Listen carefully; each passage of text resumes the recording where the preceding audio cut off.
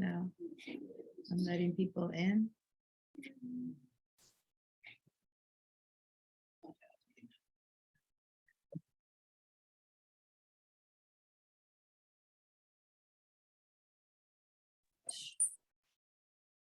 All right. Good morning, everyone. Good morning. Mary and Mary, two Marys. The first people who came in today. And Michael. Whoops, double sound. And Betsy and Vera. Hi, everyone. So I did not have the keys to the door today. Explanation is long, well, not really short. My son took the key using my cars and my car door key is in there. So I had to get the maintenance guy to come and open. So take a few more minutes.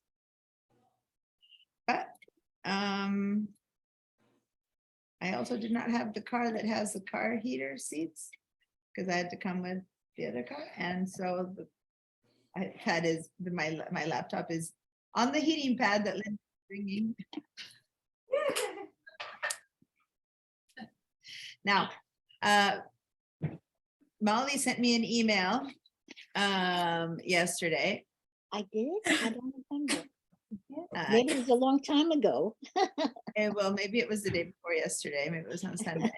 But you sent me an email with a Oh, with a yes, deal. Yeah. yes. A price discount for a Seagate. You said Costco is having a sale on One Touch 5 terabytes portable hard drive. Yeah. For $89.99. For basically $90, you can get a 5 terabyte portable hard drive at Costco. Yeah, that's right. So what's that? It's a Seagate. What? Thank you. Good morning. Seagate. Oh, okay. It's a Seagate 5 terabyte portable hard drive, including 3 years of rescue data recovery service, which we don't use because on the Mac we set up the time machine. So that's $89 61 on Amazon. for that same one. Seagate, yes. One Touch 5 terabyte. There's so many Seagates, Oh, but I it's in mean, the car, I don't it's a similar one. Anyway, but Linda says she bought one for 61, a Seagate for $61 on Amazon. know. Wow. All right, so. But you also get some kind of service besides the 89. Was it for 3 years, something like that? Yes, Get but a that service? doesn't make a difference to us Mac users. That's for the PC. Oh, data recovery, not data backup. Oh, so, It's worth it. okay, 3 years of rescue data recovery service. So if something happens and you lose your data. Okay, so let me just really quickly say that if you, this is the one that I have here in this classroom. And the last time I used this one was 3 years ago when these computers were a completely different setup. And I'm hoping against all hopes that I'm able to use it because of the whole administrator's password that they don't let me in. I hope I can reboot it. So I'm gonna figure that out in a minute. But I'm really not going to do the time machine today. It's next Tuesday. Right, but I want to make sure by now that everyone has all their questions answers, that they have what they need, this kind of conversation. But then after that, we're going to keep working on something else before we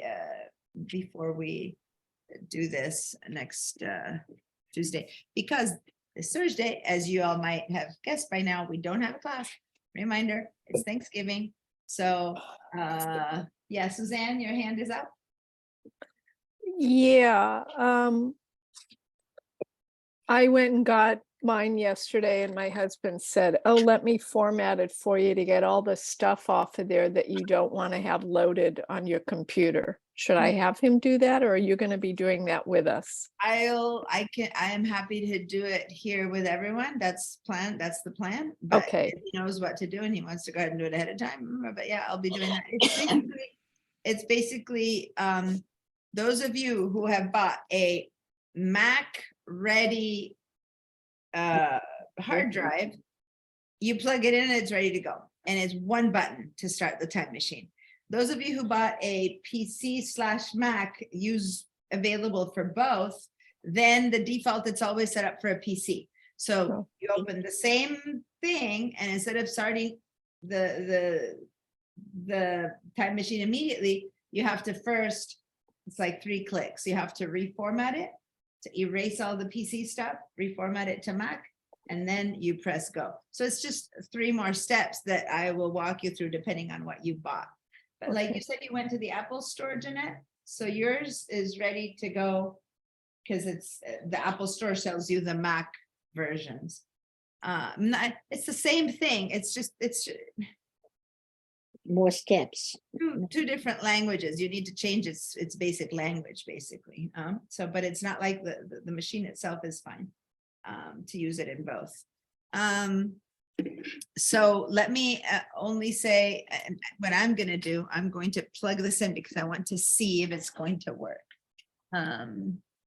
Because so I wanted to do it today and not be surprised next Tuesday if it does or doesn't work. Now, what I have here was something called My Passport for Mac. So this is an example of one that came ready for the Mac, but it so happens it's ready for the Mac. That doesn't mean that it's any better than one that's ready for both Mac and PC. As I said, it's just a couple of clicks to switch it to then being ready for the Mac, okay? Now, what I need to do also is make sure that you all have anyway, yeah, first of all, does everyone give me a yes? Sorry, I'm bringing out my connections. As I said, I had to get give me a yes if you have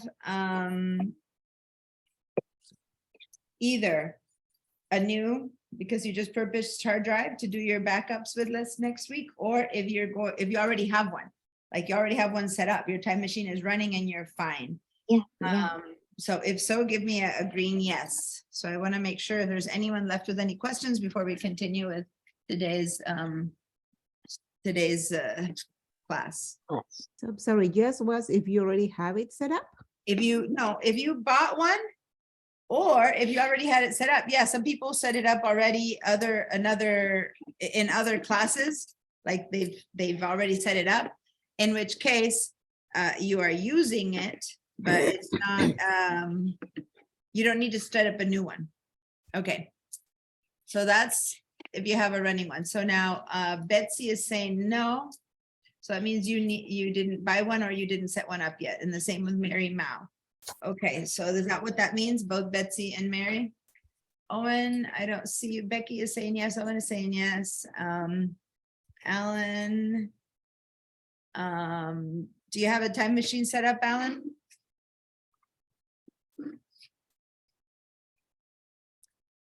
Now, I'm gonna share, you guys can't see my my screen, because if I share, well, you tell me, when I share my screen, you probably won't see the notifications. They're set up to not show, but let me see, you tell me. Are you seeing a notification here on the right side of my screen? I just plugged in the Mac, the hard drive, and it's saying time machine can back up on your Mac. Do you want to use the disk time machine to back up? Are you seeing that on my far right of my screen? It's not appearing for you, right? No, Yes, it does. Oh, you are? I don't see it. On the right side, if you move your, where the people live, sometimes it's on Yeah. that place. The whole window that I'm sharing on the top right, like way over here. It says internet accounts. No, say down below is the, it's like a I'm gonna time move machine. that. It- Yeah, I'm- Internet accounts. and- okay, I moved the internet account. So up here, far right, like way up here, do you see this that I'm moving here? No. No, Yeah, I see Ventura comparable. But down below, you see the time machine, wake up. Oh, you and- see this time machine, but you don't see Yes. the note that I'm getting up there. Okay. no, No. no. In the bottom, it's a time machine. Yeah, on the No. bottom right, it says time machine. Why? This, I that just plugged in that little hard drive. Okay. Yeah. Now that hard drive, as I said, hasn't been used in this computer for 3 years, I guess, 2.5 years at least, maybe even 3, because I was in the middle of teaching a different class. I would say it's been 3 years since it's been used. But it's been sitting here in the classroom this whole time, behind a locked cabinet. So it just came out for the first time. These computers have changed, have updated. So when I plugged it into this one, they literally physically, this classroom has been emptied out of the old computers and put new ones. So this portable hard drive that I just plugged in, the last backups it had belonged to another computer with another system. Does that make sense, you guys? Oh, So Mhm. when I plug it in into this one, it should automatically, if this were the same computer, just start backing up. But because it's a different computer, it's asking me, and that's the piece that I was saying, can you see it? It's asking me, do you want to use this disk to back up this machine? So all I did was plug it in, and it's immediately saying, oh, hey, do you want to use me? And I'm going to say yes, for it to start. Now, that's because I want to have at least 1 day under my belt of backup for us for next week when I show it. But it's, God, I wish, let me, What do they call? I said, I wonder if I should leave this for tomorrow. No, I'll set it up now. So I'm saying, yes, set up. Basically, it's as simple as that. And I'm going to forget about it and I'm going to go ahead and teach now. So it's literally 1 click or 2 that it gets these things running. Now, we'll do this next. Oh, see, that's what I wanted to test. It needs password.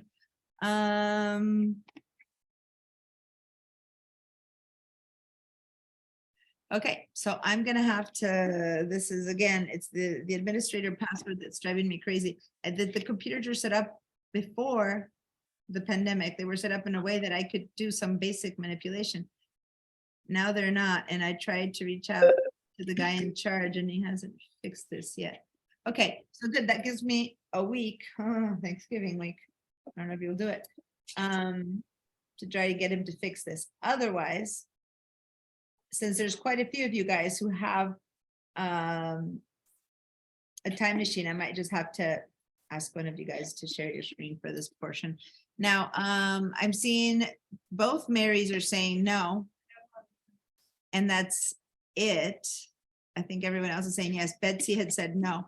Now, I don't want you to do things you don't want to do, by the way. So I'm going to explain a little bit more as to what it is that we're doing, and then you can choose why to do it or not do it. But basically, if you haven't purchased one yet and you're on the way of purchasing it, then that's fine. But if you are actually, someone has their sound on, the double sound? No, I don't know. Okay, give me a second, guys. I need to-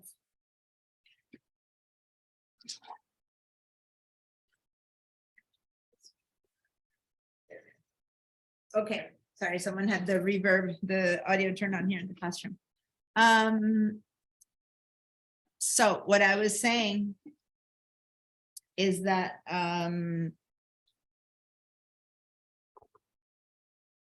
what was I saying? Oh, what's the point? Sorry. What's the point of the backup? So once again, if you have anything on your computer that you don't want to lose, you can, in fact, Linda just told me she lost some emails. Do you already have a time machine set up? No. Oh, okay, because I was Are they gonna say gone? they'd be there. No, I don't know. I'll go and see what happened to your emails. Am I But had you told me you had a time machine set, Linda came in today saying that she lost 355 emails, 355,000. 355,000 emails. So I said, okay, I'll I'll go and help look at your stuff to see if it's there. But as I was having this conversation, I was thinking, oh, wait a minute, as long as you have a time machine set up, that's not an issue. Time machine will have them recorded. So that's an example of when time machine could have saved you. That said, I'm not sure if she's lost him. I mean, she just said that sentence. I'll go and help and find out what's happening. But that's the kind of stuff that if you make, you know, she would say, no, I made a mistake. I clicked this strip.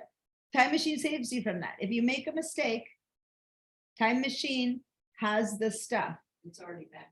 because it's backed it up. So here's the thing. If you have, there's two kinds of backups you can do. One is a mirror backup. That means that the same thing that you have on your computer is replicated on the other. So if you make a mistake and delete your emails, that gets replicated on the mirror. Those things get deleted from the mirror because you're basically seeing the exact same thing, right? But if your computer dies and you need your files, there they are. So the mirror backup is a great thing, but it doesn't save you from your own mistakes.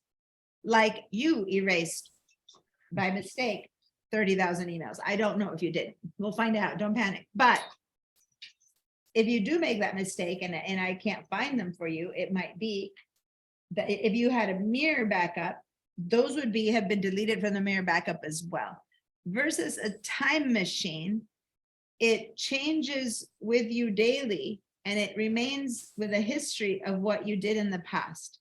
So I could go back to 2 days ago or 3 days ago before she did whatever thing she says she did, and there would be her 30,000 emails. So it's the added on portion that a time machine kind of backup has is the chance that you can go back to things that you've already deleted and you don't have in your computer anymore, which a mirror backup won't have.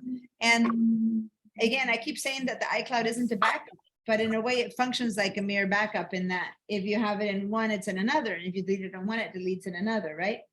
That means that if you really deleted your favorite daughter's wedding picture or the favorite picture of your daughter's wedding, and you then emptied out that trash, it's gone. It's completely gone because it's gone from all your devices, right? Had you had a time machine, you could still go and retrieve it. Okay, so that's my reason why I think everyone should have a time machine. That said, if you don't want to have one, don't have one. But I will show everyone next week, as long as, so Mary and Mary, is that because you don't want or you haven't bought one yet that you are saying no?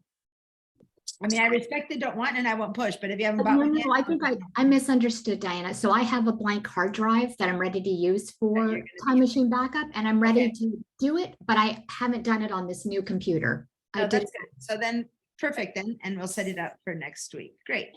And then Yeah. Mary It's- Mao. It's the same. I thought it meant like if you haven't set up time machine, say Okay. no. So I'm not expecting anyone to have it set up yet. If you just bought it. Oh, I okay. just wanted to make sure that you had one, that you've used this time since I mentioned it till now to have one.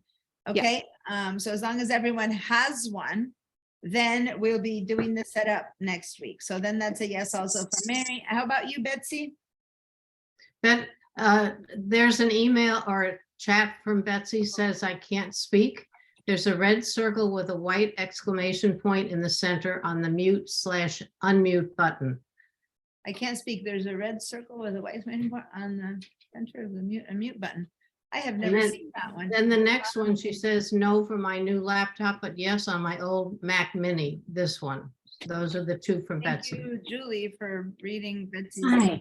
By the way, I'm noticing that my glasses, not my computer glasses, because these that I had on my head were my reading glasses and they don't help. Aha, now I can. Oh, Would Lord. that be open to go into this with us? Yeah. Okay, so I have never seen that red circle on the mute. All I can think of is that your sound might be disconnected. So let me, the one part that doesn't share itself, unfortunately, is, so I'm gonna do a screenshot and share the screenshot with you guys. So here's the thing. When you go down to that mute button that has the red circle, the little arrow to the right of it, when you click on that, if it opens up, right? Because that's the question. I'm not sure if yours is open or not. I'm gonna do a little screenshot here of the menu that pops in. Good, and now I can share that screenshot with you. So I'm gonna do a new share for a second here, and Your screen is frozen, teacher. my don't- screen is frozen. Yeah, I don't, this thing that you just took a picture.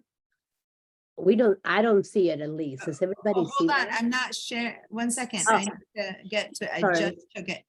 So now I'm about to share a different image. I need to open it up and share that.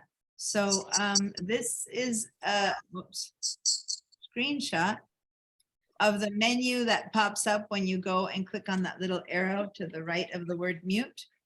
So that there's this little like arrow that's pointing down, like it's a, what do they call them? It's not an arrow. What's the name of that? Check mark. Check mark. It's really because it comes in different positions. In this case, it looks like a check mark. But, the Selection. no, anyway, it looks like a little triangle without the bottom, but it has a name. Oh, I know. So which you one it- tested the sound before the class and the mic worked well. I had the same problem in yesterday's Google Drive class she's writing. So Betsy, and I know you can't answer, but have you switched between same system to built-in microphone? If you have those two, and I don't know if you have a webcam or not. I have a webcam, so I have that third choice, which is the sound of the webcam. When you guys have problems with sound, plan A or B is to change those. The third option, Betsy, same system is your only option. Okay, so then this is the thing, over the last 2.5, 3 years that I've been teaching on Zoom, when audio just cannot be fixed, the only solution has been, and it has worked every time because my microphone system was good and you said yours worked, is to actually restart the computer. Have you restarted since yesterday? Not restart Zoom, but your entire computer, not put to sleep, but restart the entire computer. So if so, you're going to disconnect from this Zoom, right? So what I would say, reset is restart. No, it's here. I'm going to stop this share and I'm going to share my entire screen again. How you restart your computer is Shut down, up from the Apple. You guys can sleep sleep or or restart, not reset. Or you can shut down and after it finishes shut downing, start it up again. But it has to be these two. Not if it's a laptop, closing it only puts it to sleep. So a restart is a complete reset of the entire system and it performs a whole series of checks when it closes down and a whole series of checks when it starts up. You should never shut down and restart willy-nilly. The restart and shutdown should only happen maybe once a month or infrequently if you're going on vacation or something like that. You should always be sleeping your computers on a daily basis, but that doesn't stop all the systems. But when you say it was off like as in sleep, that it goes blank. If it just goes off, like she's answering, I think it was off last night, but I'm not sure. If all computers have a setup time that if you haven't used it for say 10, 15 minutes, they turn themselves off. What they do is they go to sleep. A shutdown is a complete shutdown where it goes through a whole bunch of stuff and it cleans up everything and it closes. And then when it opens up, it checks everything. And that's why sometimes things that are really internally wrong get fixed during the restart. But the restart is the full-on big old restart where it just goes and checks everything up and it takes time.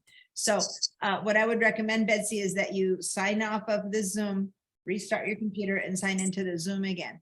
And then that's like the big solution. If that doesn't work, then I don't know what to say, but in my history of the last 3 years, every time someone has had problems with audio, that has solved it. So I'm going to recommend that you do that. Okay. What's that? Shut down our computer just once a month. Yeah, so that was, the question is, oh, really? Should I shut it down only once a month? You should shut it down every time you're having problems and issues. this is an example, because she says she's already checked look, at first, there's maybe other reasons the audio is wrong, but she checked her microphone is working, it's not working inside of, she has only one, so once you check everything, at that point, a restart can fix things that are not handleable by you, that are inside the system where something is disconnected or whatever. And in Zoom, there's been 3 times in 3 years that my audio wouldn't work. And I had to stop the class, restart and re-go, and then it would work for me and for students. So hopefully Betsy has that same. The reason why I asked is because when my son leaves his computer, I turn it off all the time because the electricity, I figure I'm saving electricity, but if it's not. then I- No. You should not turn computers off to save electricity. You should sleep them. When you put them to sleep, it uses this barest amount of electricity just to keep itself kind of slightly conscious. And your system, I mean, starting and restarting, turning a computer off and restarting it uses up. It's intense on a computer. Things could go right and things could go wrong because there's this whole reset of everything. There's no need to do that. Now, if you are beginning to run into problems, you've got lots of stuff set up that begins to get clogged up and it's really slowing down. It might be that you have systems that are malfunctioning. Clean it up by doing a big old restart. But other than that, if you use your computer every day, just sleep it. And then sometimes if you use it very infrequently, it's fine to like 5 times a week, 1 time to check email. Just don't bother putting it. Now, if you have a laptop and you sleep it, it uses a minute amount of power, but there's only a certain amount of power in your laptop available. So then when you turn it on, if you wait 5 days, it might not have much battery. Meaning, I don't know how many days, but if you use it every day, that's fine and just plug it in when it needs battery. But you're gonna not be using it because you're gone for a week, then yeah, shut it down. And then when you come back, turn it on, right? But no, definitely you don't shut down your computer every day and start up again. No need for that. I'm noticing, by the way, that Anna, your hand has been up for a while, so yep. Yeah, my question was, what is the difference that when you said the time machine, and isn't the time machine is the external hard drive or is part of the internal computer that has the time machine? Yeah, good question. But again, remember the time machine conversation, complete conversation we'll have next week, but a quick answer. Okay. It's software that comes with a Mac, just like the calendar, the mail that I'm showing you. It's software that is in the Mac already because you purchased the Mac. But to make it work, you have to purchase an external hard drive. Okay. So you purchase an external hard drive, plug it into your computer, and then the software that's already on the Mac connects to that and creates your backup. Okay. So it's half and half of the answers. It is part of the Mac. You don't have to buy anything. For the software is called Time Machine. It's not a machine. It's a piece of software. And instead of being called calendar or contacts, it's called Time Machine. So that comes with the computer. And then you buy a hard drive and you connect it to the time machine and it does the backup for you. All right. Thank you. You're welcome. Yeah. So the first question is not if you have a time machine. Well, either you already have a time machine set up or you bought a hard drive to set up time machine.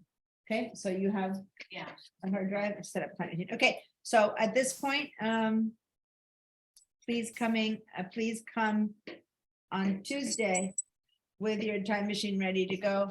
And those of you who have it at home, of course, have it, or anyone who's still receiving it in the mail, get it going. All right.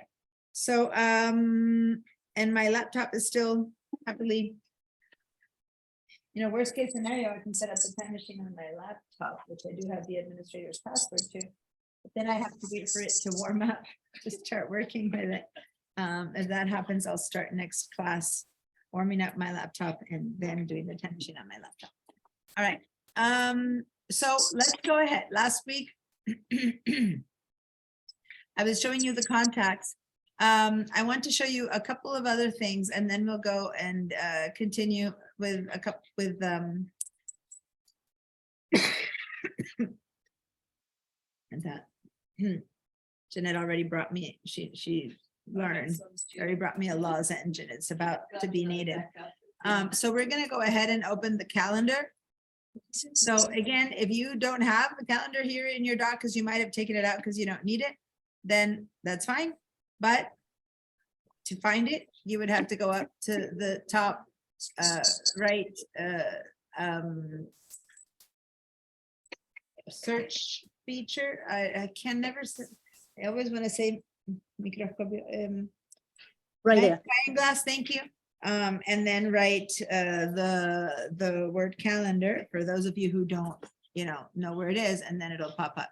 But if you have it on your dock here, click on the word calendar. And then go to your phone. And let's do the exact same thing. While if you've never used it before, it'll say, welcome to calendar. These are the new features, go ahead and say, okay, and move forward. And then go into your laptop, into your phone.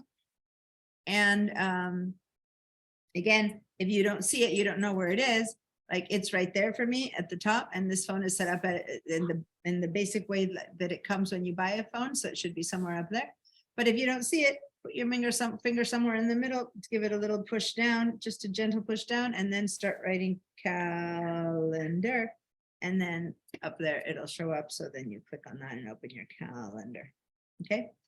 So this here is the way my phone is set up to show me the day right now. I have, in today's day, as you can see, I have an appointment from 9 to 12:15, which is this class. If I scroll up and down, now since I'm on the phone, I'm showing to you on the phone. I can see more than one day a week, more than one day at a time. If I want to see my entire week, I can actually, and this is on the phones, you can flip your phone sideways like this. And then you can see more of the weekdays. You can go to Monday 21, Monday 22. You can go and see that kind of thing. So this is Okay, on actually, calendar. I can go to the top. Oh, there's Betsy in again. So hopefully, let's see if Betsy's sound is working. Calendar. How'd you get that? Okay, I'll show you in a minute, but let me check in with Betsy. So hopefully, Betsy, you can hear us now. Your sound is, I'm seeing your sound as off. But hopefully, if you can unmute yourself. Okay, let's see, you're unmuted yourself. Can you speak? Nope. I'm not hearing you, but can you hear me? Oh, you always could hear me. I can hear you. There's the same exclamation point. Okay, so now that's the limit of my knowledge. As long as you can hear me and write to me, that's good enough. And Julie, thank you for pointing out that she was writing in the chat. So if anyone sees that Betsy is writing on the chat and I'm not noticing, please speak up. But what I'm going to recommend then, Betsy, okay, is that you go ahead and connect to, after class, because this has happened now for 2 of your classes, connect to the tech support for the SBCC IT, okay? And have them see, since they are tech support, they've probably come upon this little circle and they can help you, I would hope. And in the initial email that I sent you guys, I have a whole list of links, and one of them is the link to the tech support. I'm trying to see if I have it right here. I have all of the tech support links in my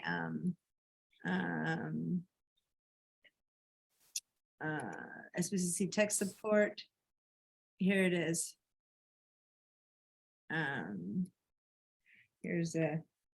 Here, I'll put it in the chat.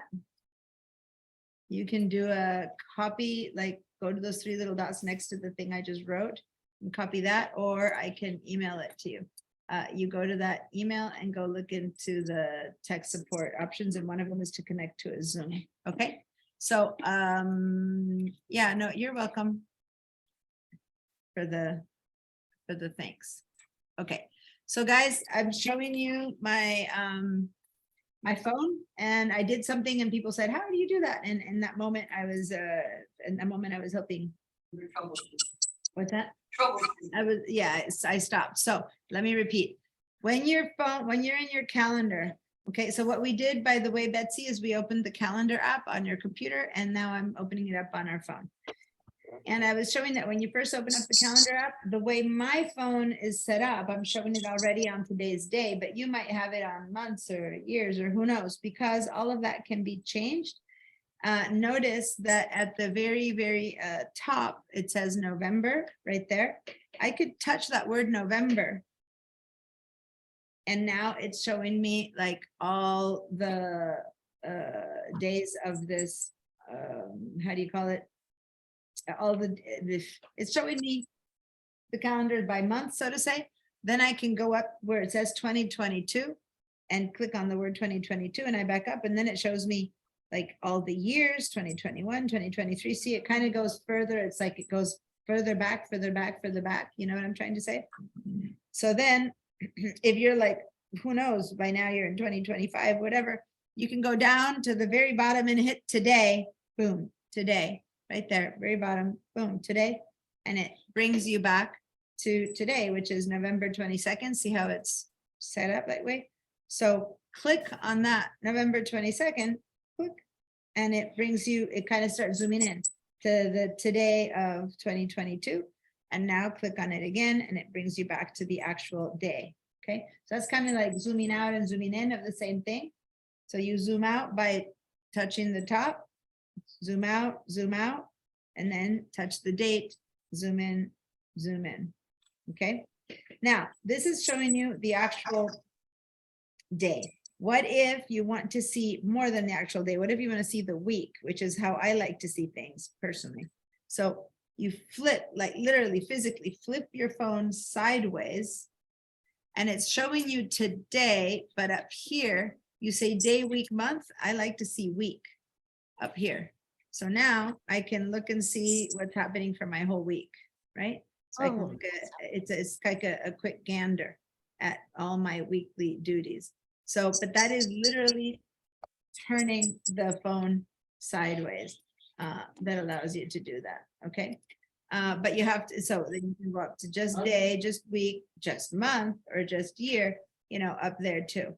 So that's on the phone. Now, I personally on the phone, I like to see things on a daily basis and on my computer as on a weekly basis. I'm gonna switch to the computer in a minute, but this is today and I moved the phone up again, upright, and I'm on today.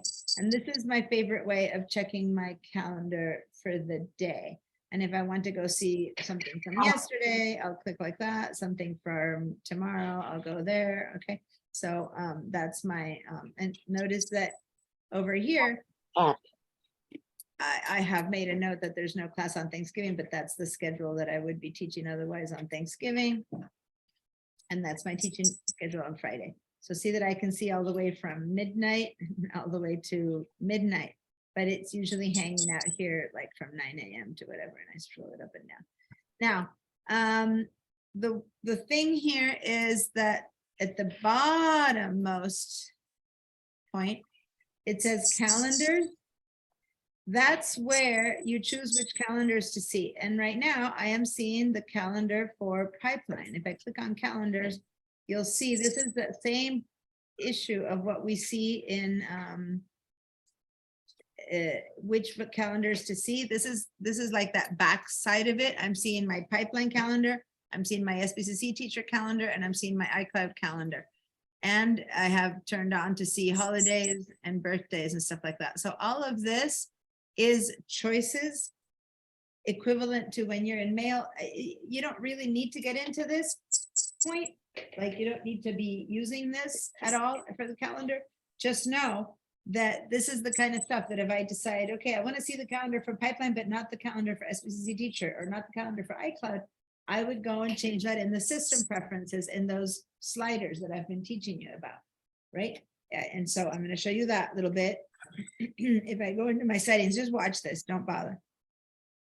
In my settings, if I go to calendar, here it shows 3 accounts, right? And so these 3 accounts, I am seeing the calendars for iCloud, Pipeline, and SBCC teacher. Remember how we've talked about that? So I can go up and say, well, I don't want to see the calendar for SBCC teachers. So I could say, okay, calendar for SBCC teacher, I don't need to see, right? And then you get this like scary, ooh, do you want to turn it off? All these will be removed from your phone. If you say delete from my phone, it's not that it's being deleted completely. It's just that you won't see it on your phone. That's all. Same with the emails. If you remember, I told you I choose not to see my junk emails. I choose to see, it's like they disappear from my phone when I don't see them. But when I say, no, I want to see them again, I just come here and turn them on. So if I were to say, I don't need to see my SPCC teacher calendar and I say delete from my phone, then all that's happening is that it's being deleted from my phone. Once I say, you know what, I'd rather see my SPCC teacher calendar, all I need to do is turn this on again. And now I am seeing it again. Okay. So again, it's just the back and forth of seeing it. Yes, Rod? I'm completely lost. Yeah, I did say, don't do this because I'm showing you, not taking you there. When I go fast, I am showing you for you to understand the concepts, but then I leave you behind and then you start to try to get there and then you don't hear everything I'm saying. So when I say, don't do this, I mean, don't do this.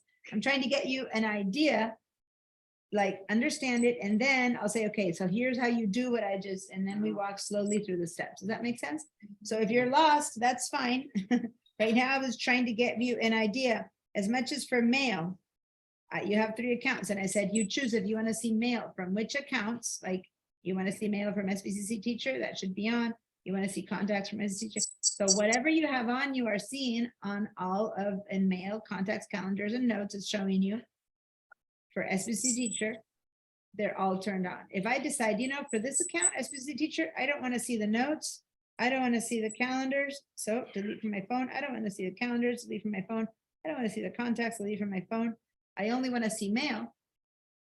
Then that's what I can do. I'll forget about contacts, calendars, and notes from this account and only see mail, which for most of your accounts, that's really what you need. Most of the time, calendar, you only need to see 1 or 2 calendars. In my case, I see my personal calendar and my work calendar. So I don't need to see everything else from my, like, I don't want to see my junk mail calendar or contacts or notes. I only choose to see the mail now and then from my junk calendar.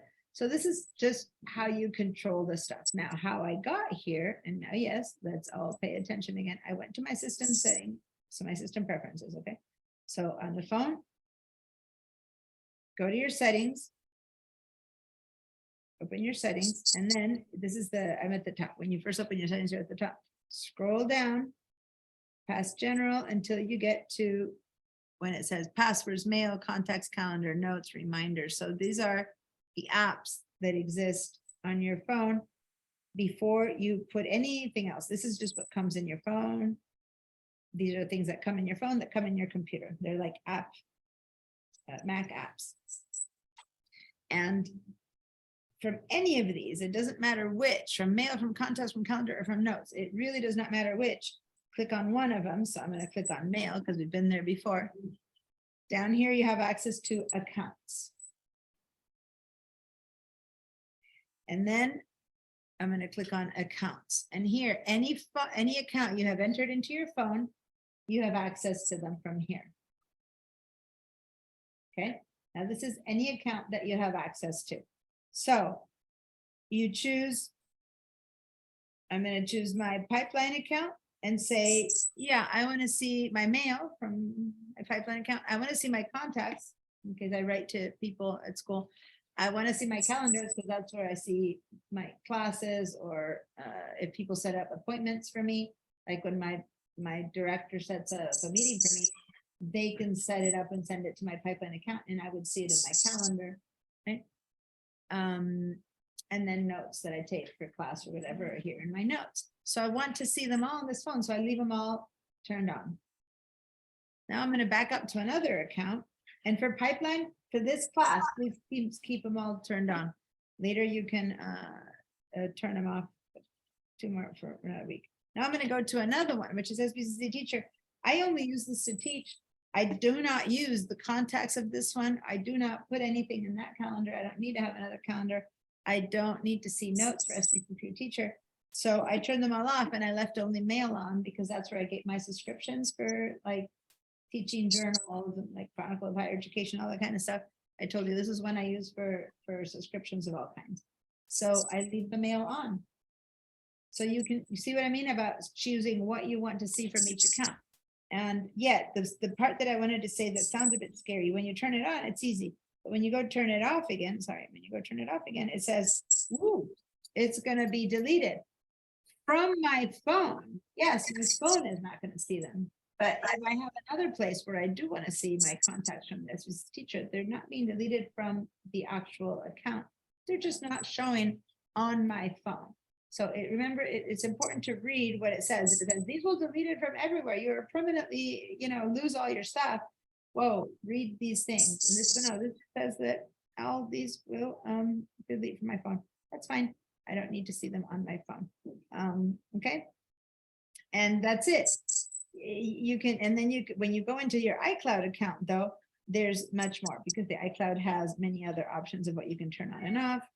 And so then if you go into your iCloud account, you basically turn off and on a ton of different sliders. That's just a whole different conversation. So I'm gonna back out by clicking up here on everything, back out, back out, back out, back out to my general settings. And now I want to show you that, but on the computer, and then we're gonna actually start using and setting up some appointments to see how it works. Now,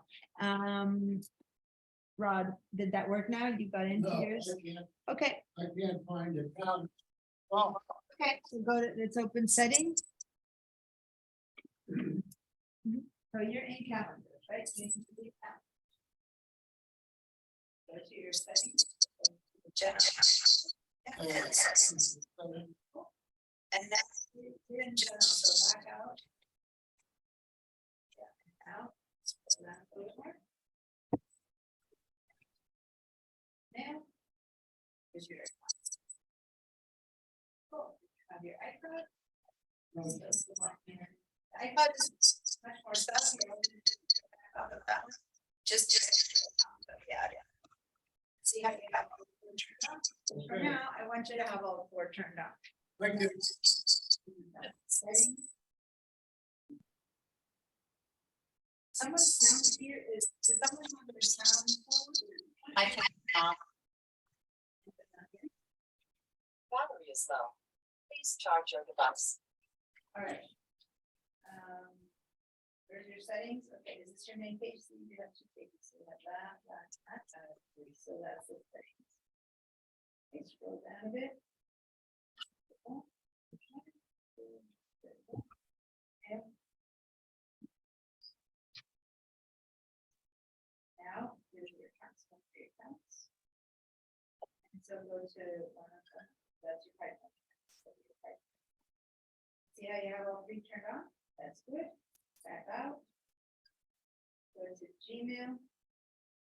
This is that email. Okay, so if you want all those turned on for those, that's good. Back out.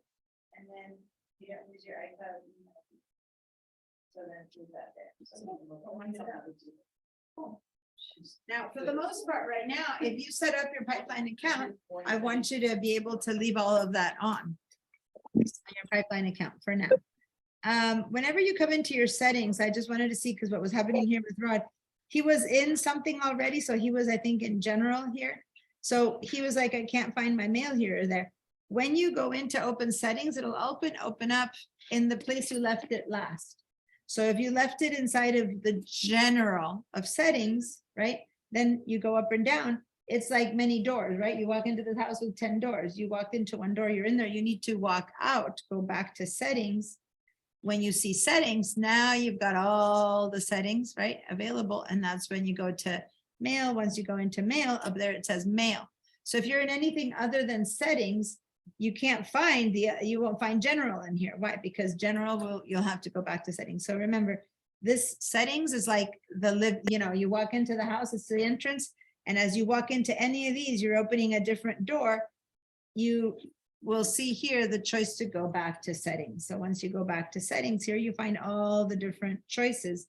Once you walk into that, again, once you walk into something, you will have its name there, and you'll know that, yes, you can make all the weather changes here, but you can't change your mail account. So you need to go find mail again. So you back out, go back to settings, and then you go find, well, where can mail be? Does that make sense? Yeah. you wanna, now, a few of these have a few deeper.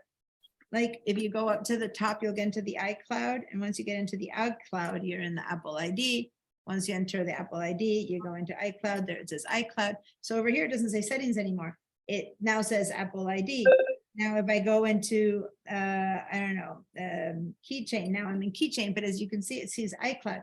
It's kind of, I've opened 3 doors. I've gone in to the bedroom, which happens to then have a door to the master bathroom, who then maybe happens to have a door to the, I don't know, walk-in closet.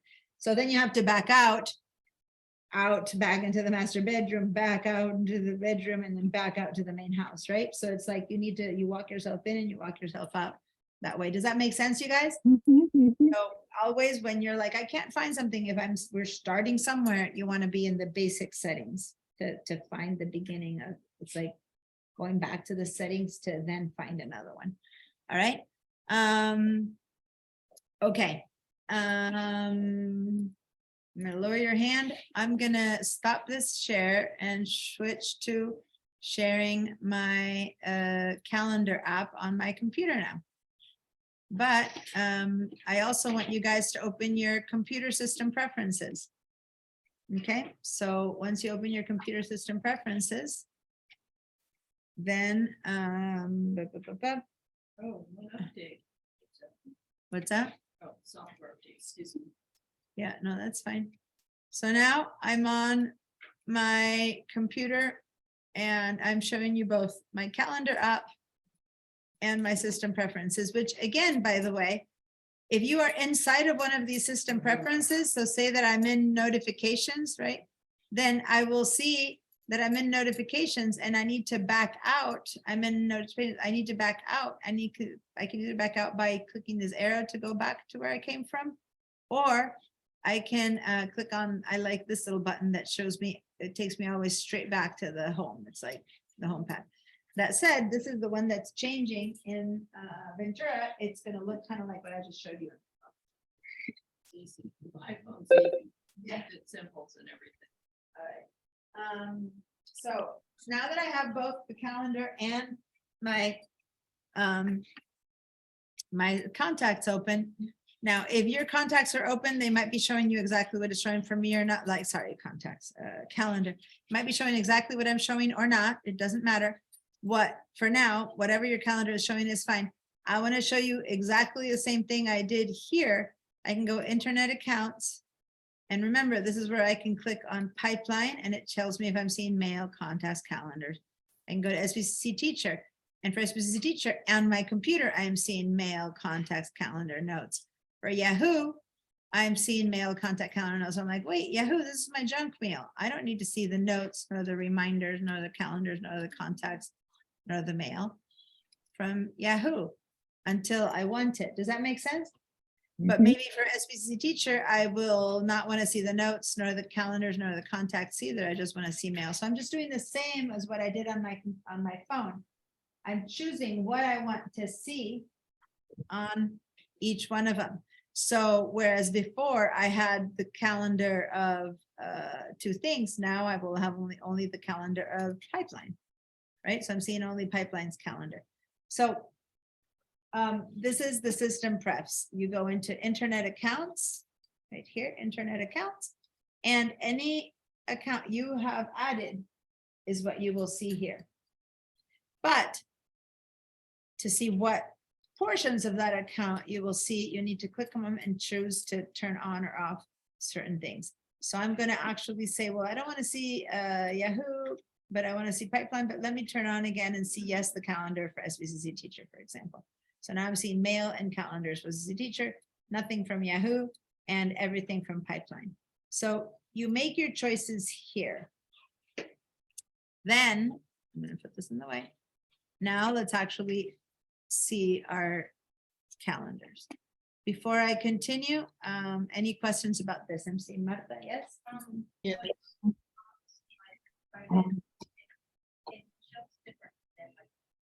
Yeah, so Martha's question is, when she goes to, depending on the accounts that you set up here, what shows is different. So notice that Yahoo shows me the option to see also my reminders, which Gmail is not. Now, why is that? Because Apple has a feature called reminders. It's there on your dock if you've never used it. That Yahoo does have one too. And so they translate well to each other. So if you use that in Apple and Yahoo, you can. But Gmail doesn't have the option of the thing called reminders. It doesn't have that app as part of its. So if I have a Gmail account, it won't show me my reminders because Gmail doesn't have an app called reminders. Does that make sense? So on Oh, I just lost it. her Cox account, Yes. so her Cox account, when she's showing me, only has mail and contacts because the Cox account doesn't have a calendar or a notes or a reminders. So she's Oh, saying it's really different. Cox only has mail and contacts. That's it. So No, if you hit on a Cox, you have. only no. this. Oh, well, that's what she's showing me. Uh, Julie, you have more on yours? no, I have mail and I have notes. I don't have contacts on Cox, and I have 2 Cox accounts. I also have several others, but You're right. She doesn't have. She has notes. She has mail and notes. That's what she has. Yeah, I have the same thing. What's that? Why does it say my name and password? Is that what? Yeah. Yeah. Cox, okay, so here's the thing with Cox, and I say it every time, Cox is a weird account.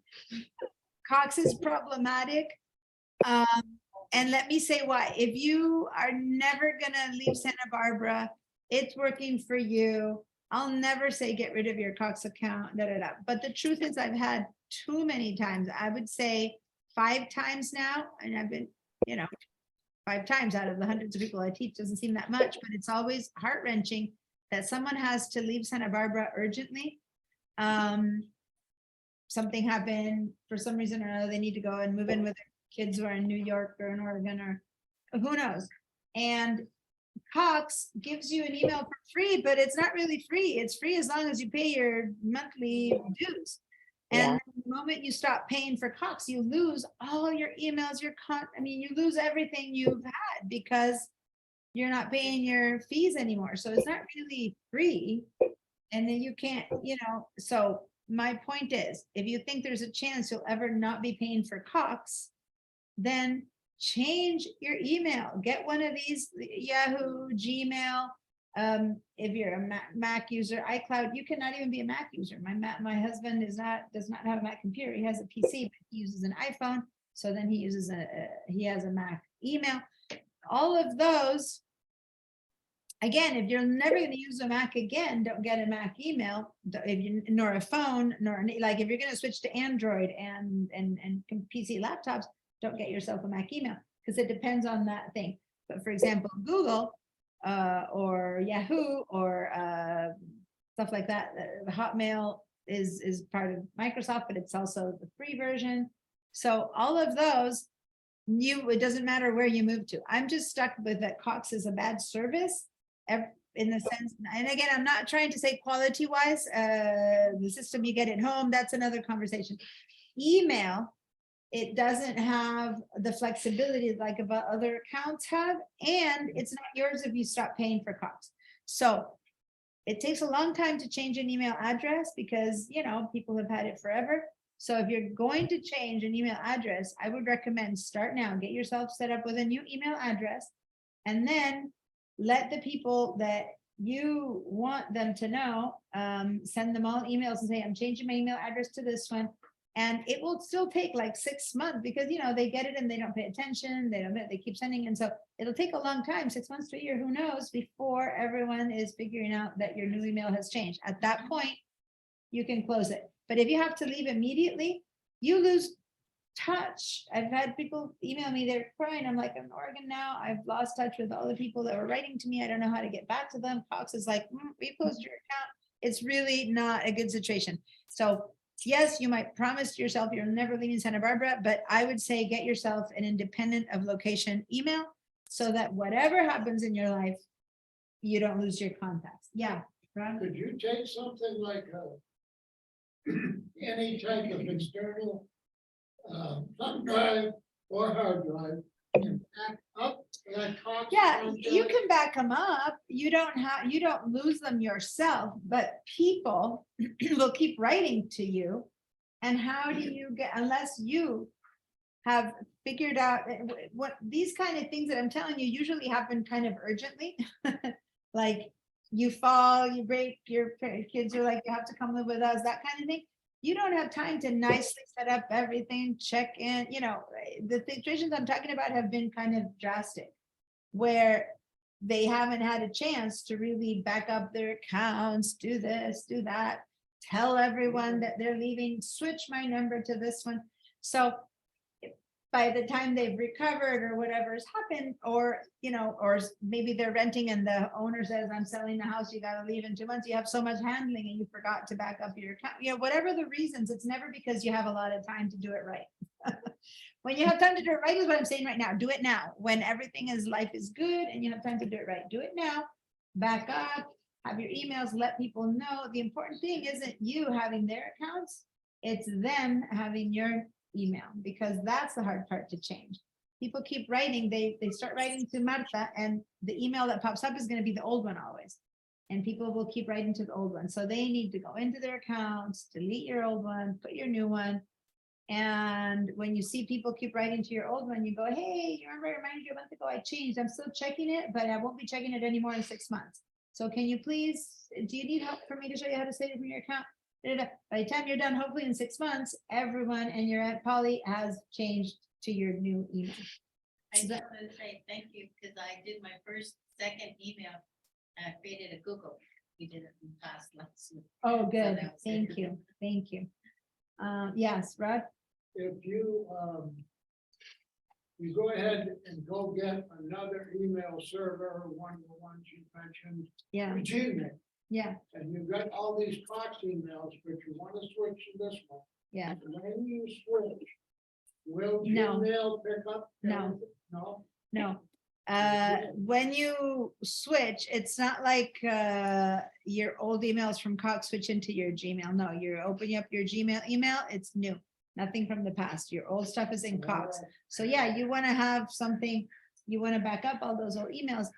And this is something important. Someone said today, you said you had a lot of information. Linda had a lot of genealogy, like family history in her emails that now she's afraid she just lost them.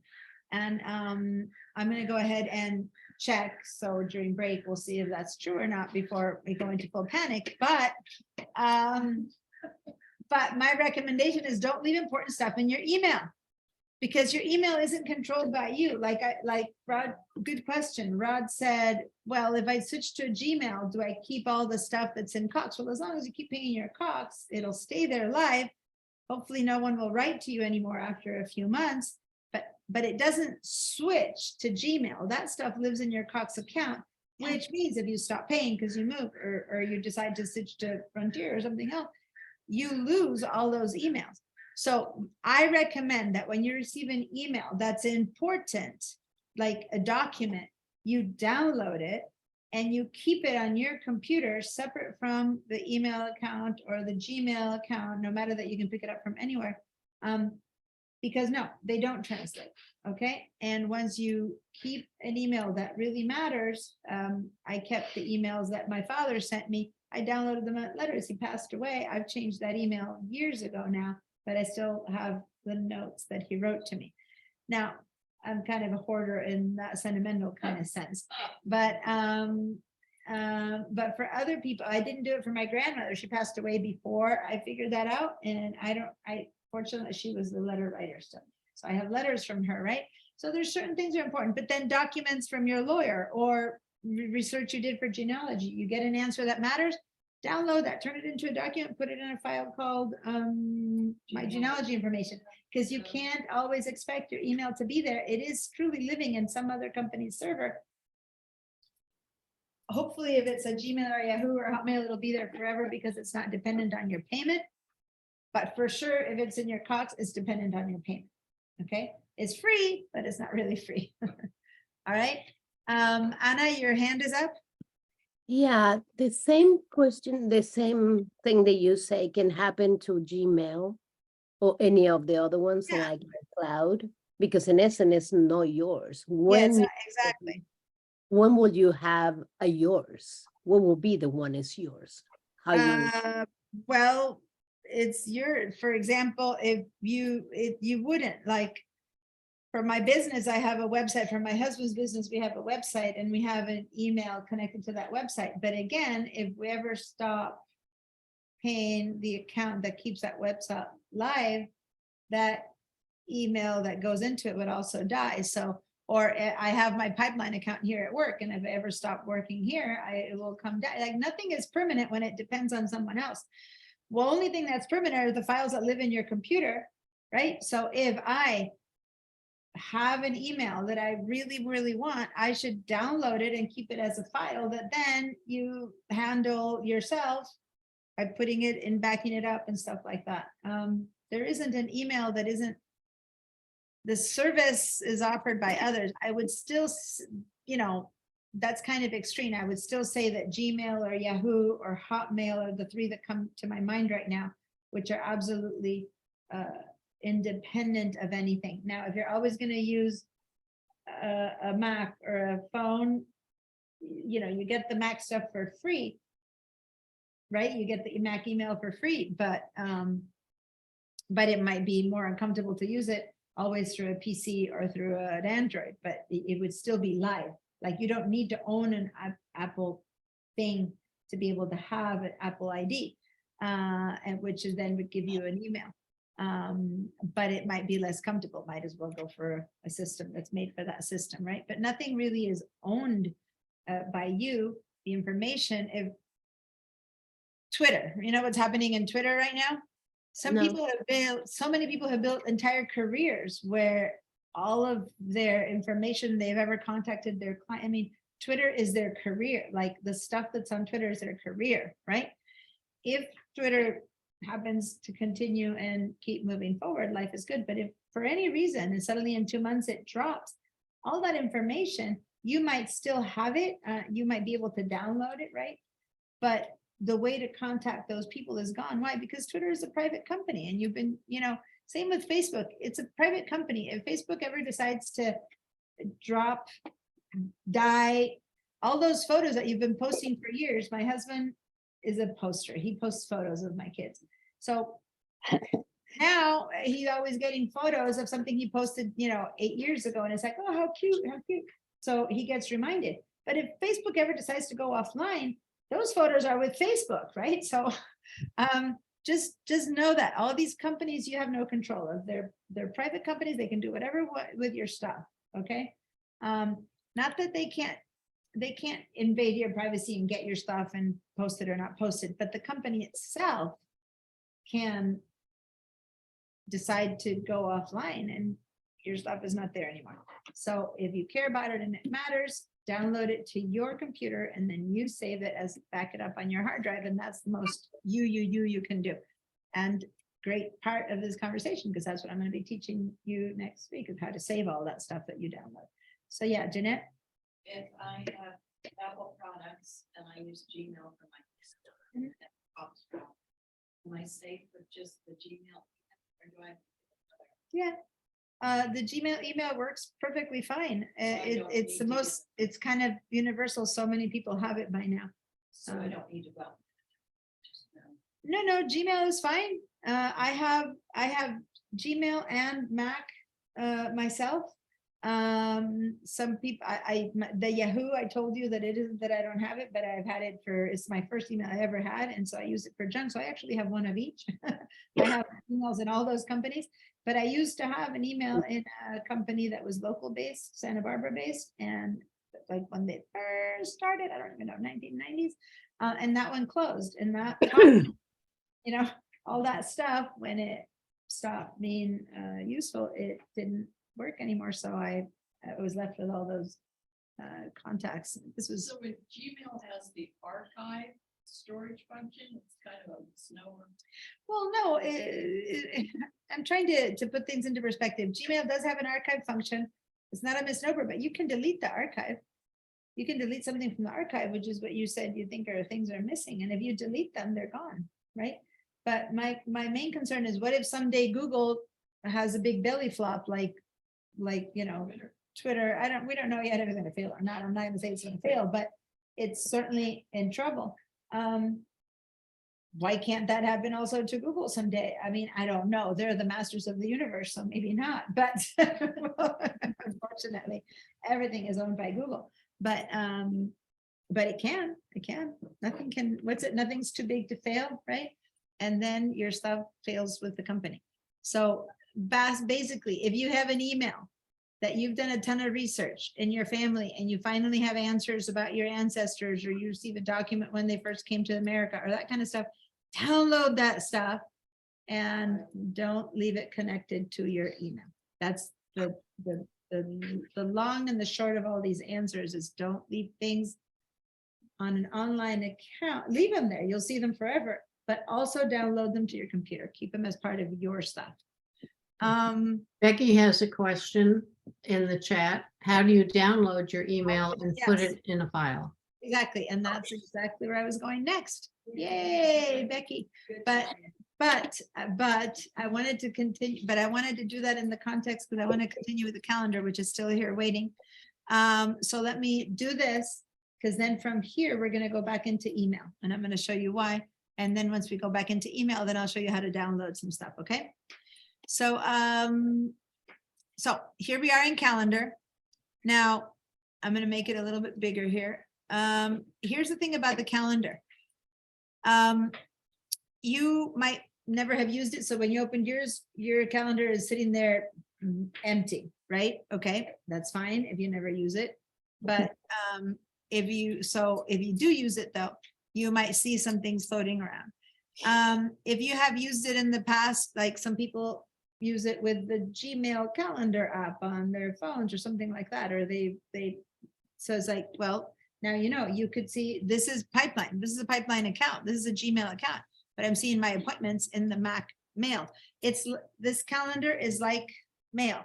I can see the appointments made in different accounts, in a Gmail account, in a Mac account, and a Yahoo account. So that's the whole point of this, showing you the internet accounts. As long as you say, sure, show me my calendar appointments from my Gmail, or yes, show me my calendar appointments from my Yahoo, or yes, show me my calendars from my Pipeline, then I can see all of them all together in one place, which works for me in particular because I don't want to set up a meeting with my son's teacher if I also have a meeting with my boss.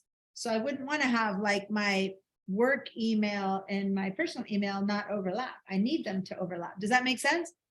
Because otherwise I'll say sure to my kid's teacher, and then next thing I know, I have to check my other calendar and go, whoops, I'm supposed to see Jeanette at 1 and my son's teacher at 1. So I want to see all the places where I have a possible appointment in one place. Does that make sense? So over here, these are appointments that are made in my Pipeline calendar. Now, let me see if I have anything, if I go to the future. So this one here, next Thursday, this is an appointment that was set up for me. And I'll just show it to you and then we'll go and create ones. But this one was set up for me. See how it's looking a little bit weird and different. These are all, it's a meeting that's going to happen on Zoom with all these people. And I have the link and these are all the people that are going to come. So basically what's happening is that, and over here, if you look, I don't know if you can see the bottom, but it says my status accepted. This was an invitation. Someone said, hey, can you come to this meeting? And I said, yes. So they set up the appointment and it appears on my calendar, right? Because that's sometimes that might happen to you. You might say yes. And if that email is connected to your calendar appointments, we said, we got an email saying, can you come to this meeting? I said, yes, in my email, that appointment appears in my calendar, just to make sure that I don't then go and make an appointment with my, soccer group or whatever it is at that time. It appears in my calendar. So you might not have that kind in yours, but I just want to show you what I meant about things that are work appear in my calendar based on emails, because now we're going to go into email. I'm going to hit this today again. Now, when you first opened up your calendar, you might not be in week mode. You might be in day mode, and I'm clicking up here. Week mode, month mode, or Mm, year mode. So this is kind of what I just showed you in the phone, that you can switch modes.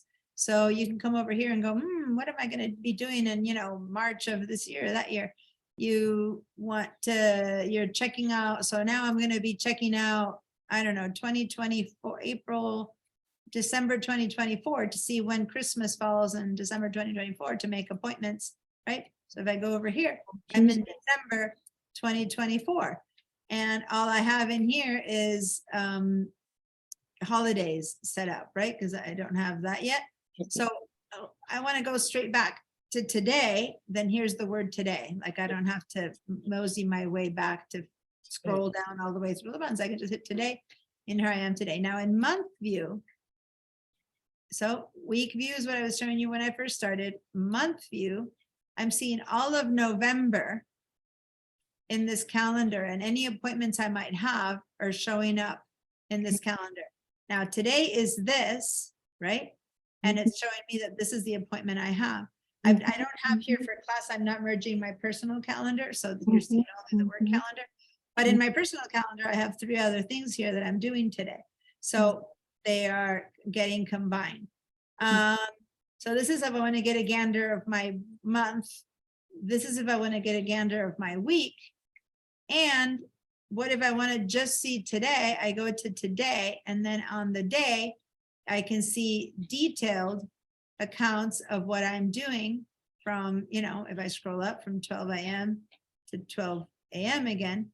And on the right side, it shows me in the middle of the calendar, what month, what day I'm in. It shows me the details. It shows me any notes that I might have, and it shows me some alerts.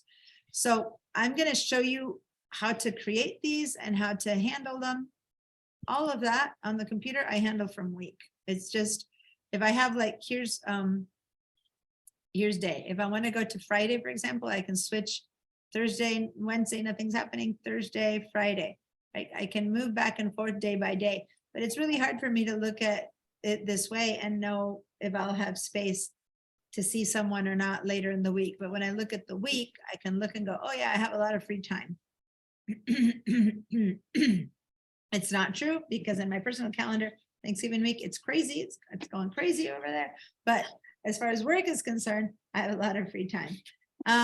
So how do I use this to make appointments? So if you guys have blank there or have nothing there because you haven't done this, used this calendar before, let's create an appointment for us for a little bit later today. So on Tuesday, 22nd at 1 p.m., let's make an appointment to meet someone for lunch. Okay. So say that I'm going to meet someone for lunch at here. I'll just put my mouse in here. There's so many different ways of creating appointments. I can't even begin to tell you, but one way would be to click and drag. And I've made a little 1-hour appointment event. It shows up as new event that when I let go, it says, oh, so what event is this? And I'll go lunch with Paloma. Oh, with Paloma. Right. So if I just say that and I then do nothing else to that, and I just kind of click somewhere neutral over here, that stays as lunch with Paloma. Now, if you just did a single click and nothing happened, I'm talking click and drag, and that's how this shows up. And then this one can be meet meet Maria for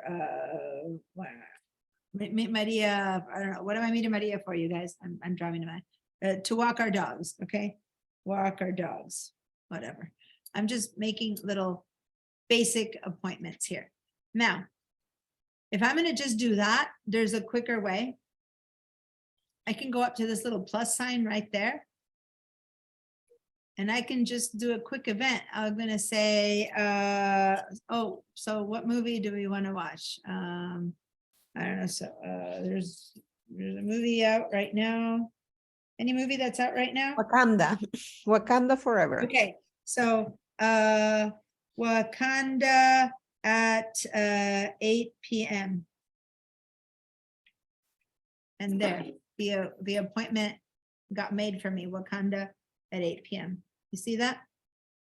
So I went to this plus sign and I didn't even have to write it, right? So those are just basic setup. Go ahead and create a couple of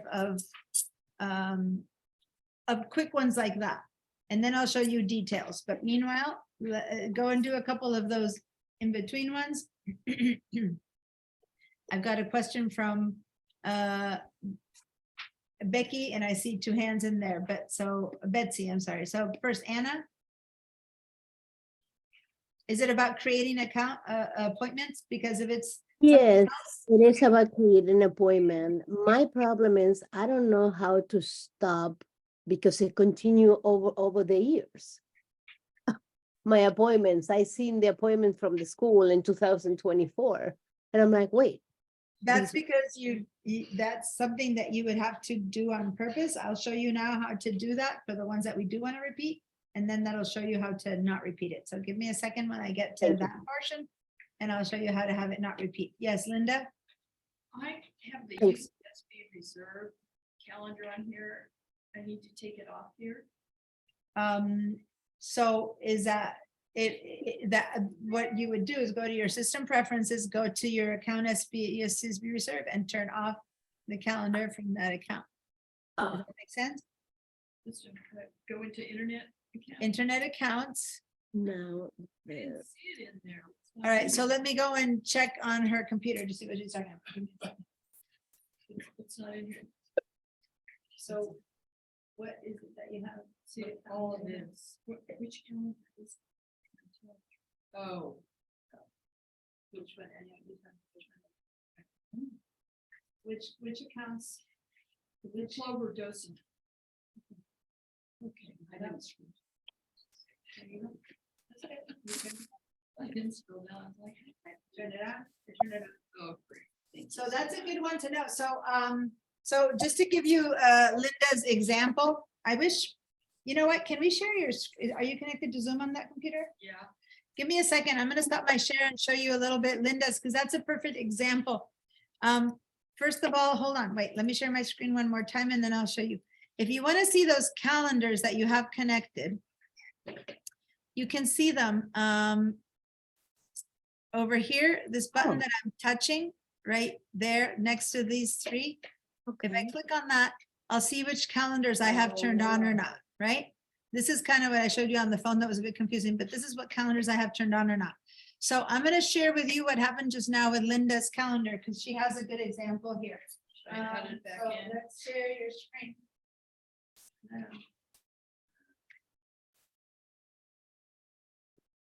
Oh, A sec here. why is mine? No, it's not that. Today. What is it today? Monday? That's the.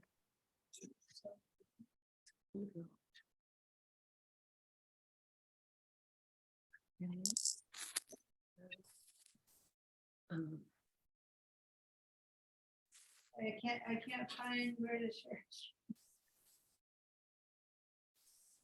Oh my goodness, I forgot about it.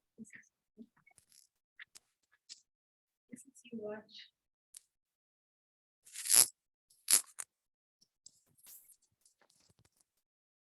Live. Not on Zoom. You're watching through online. Okay, so you're in the browser Zoom, you're not in the app Zoom. So the browser Zoom doesn't have the option of sharing screen. Oh, I didn't know that. I mean, I did know that. I didn't know you were not on Zoom. It's just kind of limping along. Which is fine, you just don't have the Zoom app. Sorry, guys, give me a sec. We are discovering.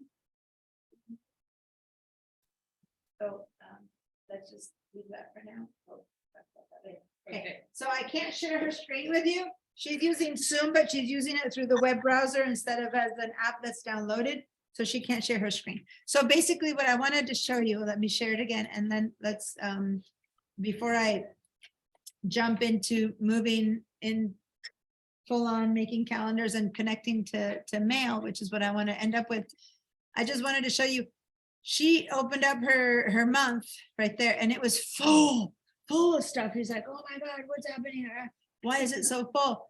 And but thing is that she's part of a group that she's a Plover docent.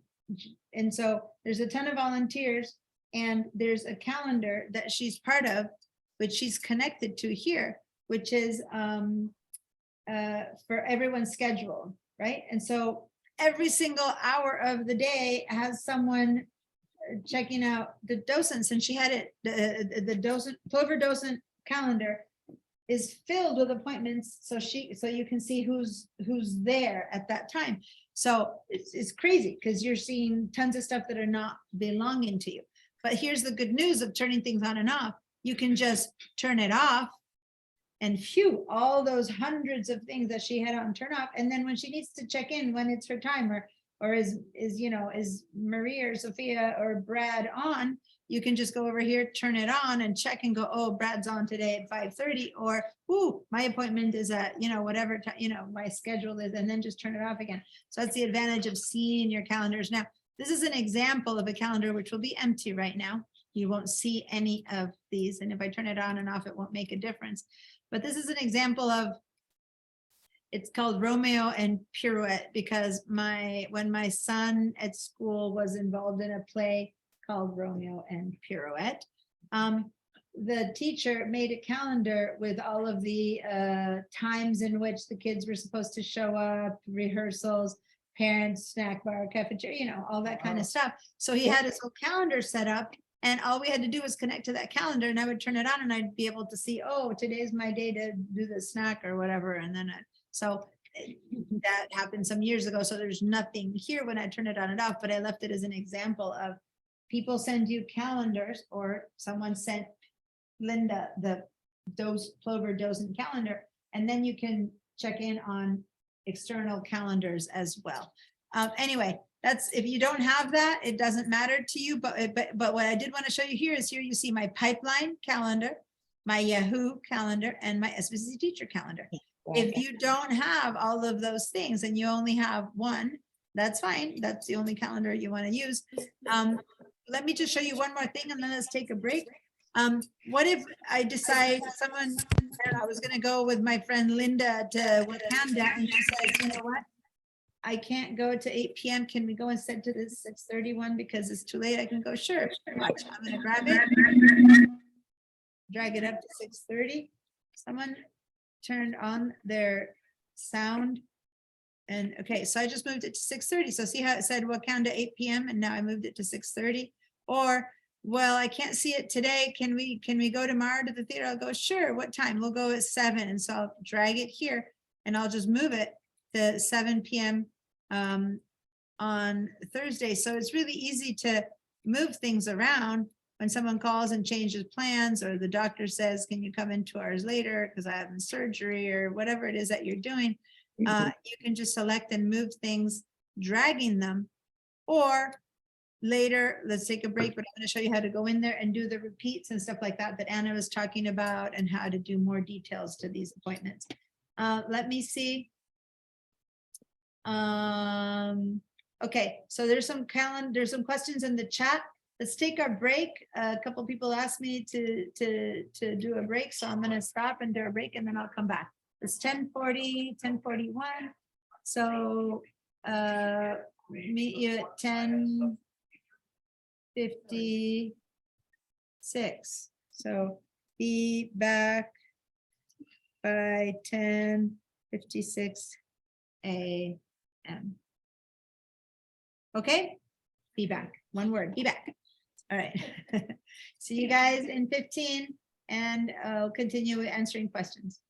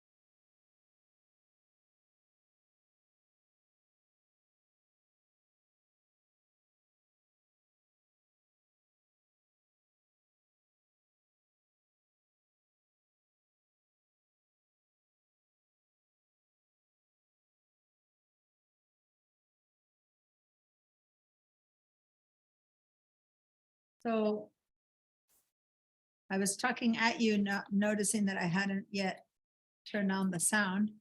So can y'all hear me now at home? Okay, I was sitting here going, "Ah." People are talking about night Templars and illnesses here.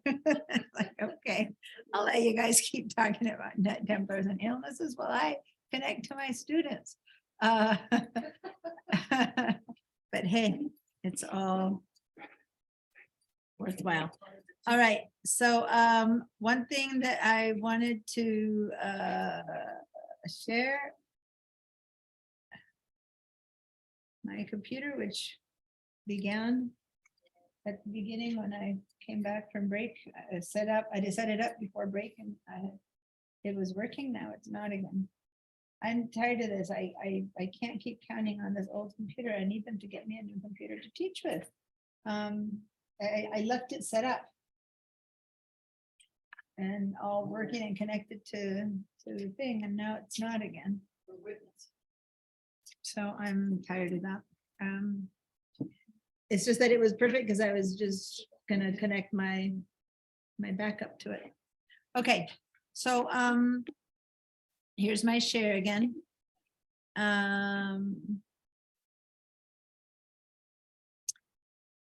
When right before break.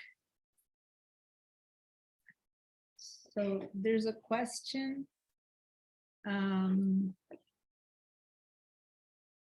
Julie saying, how do you get the different colors? I'll talk to you about that. It's part of the whole thing. Can I add a standing annual dinner appointment every year, 2 days before Thanksgiving? Yes.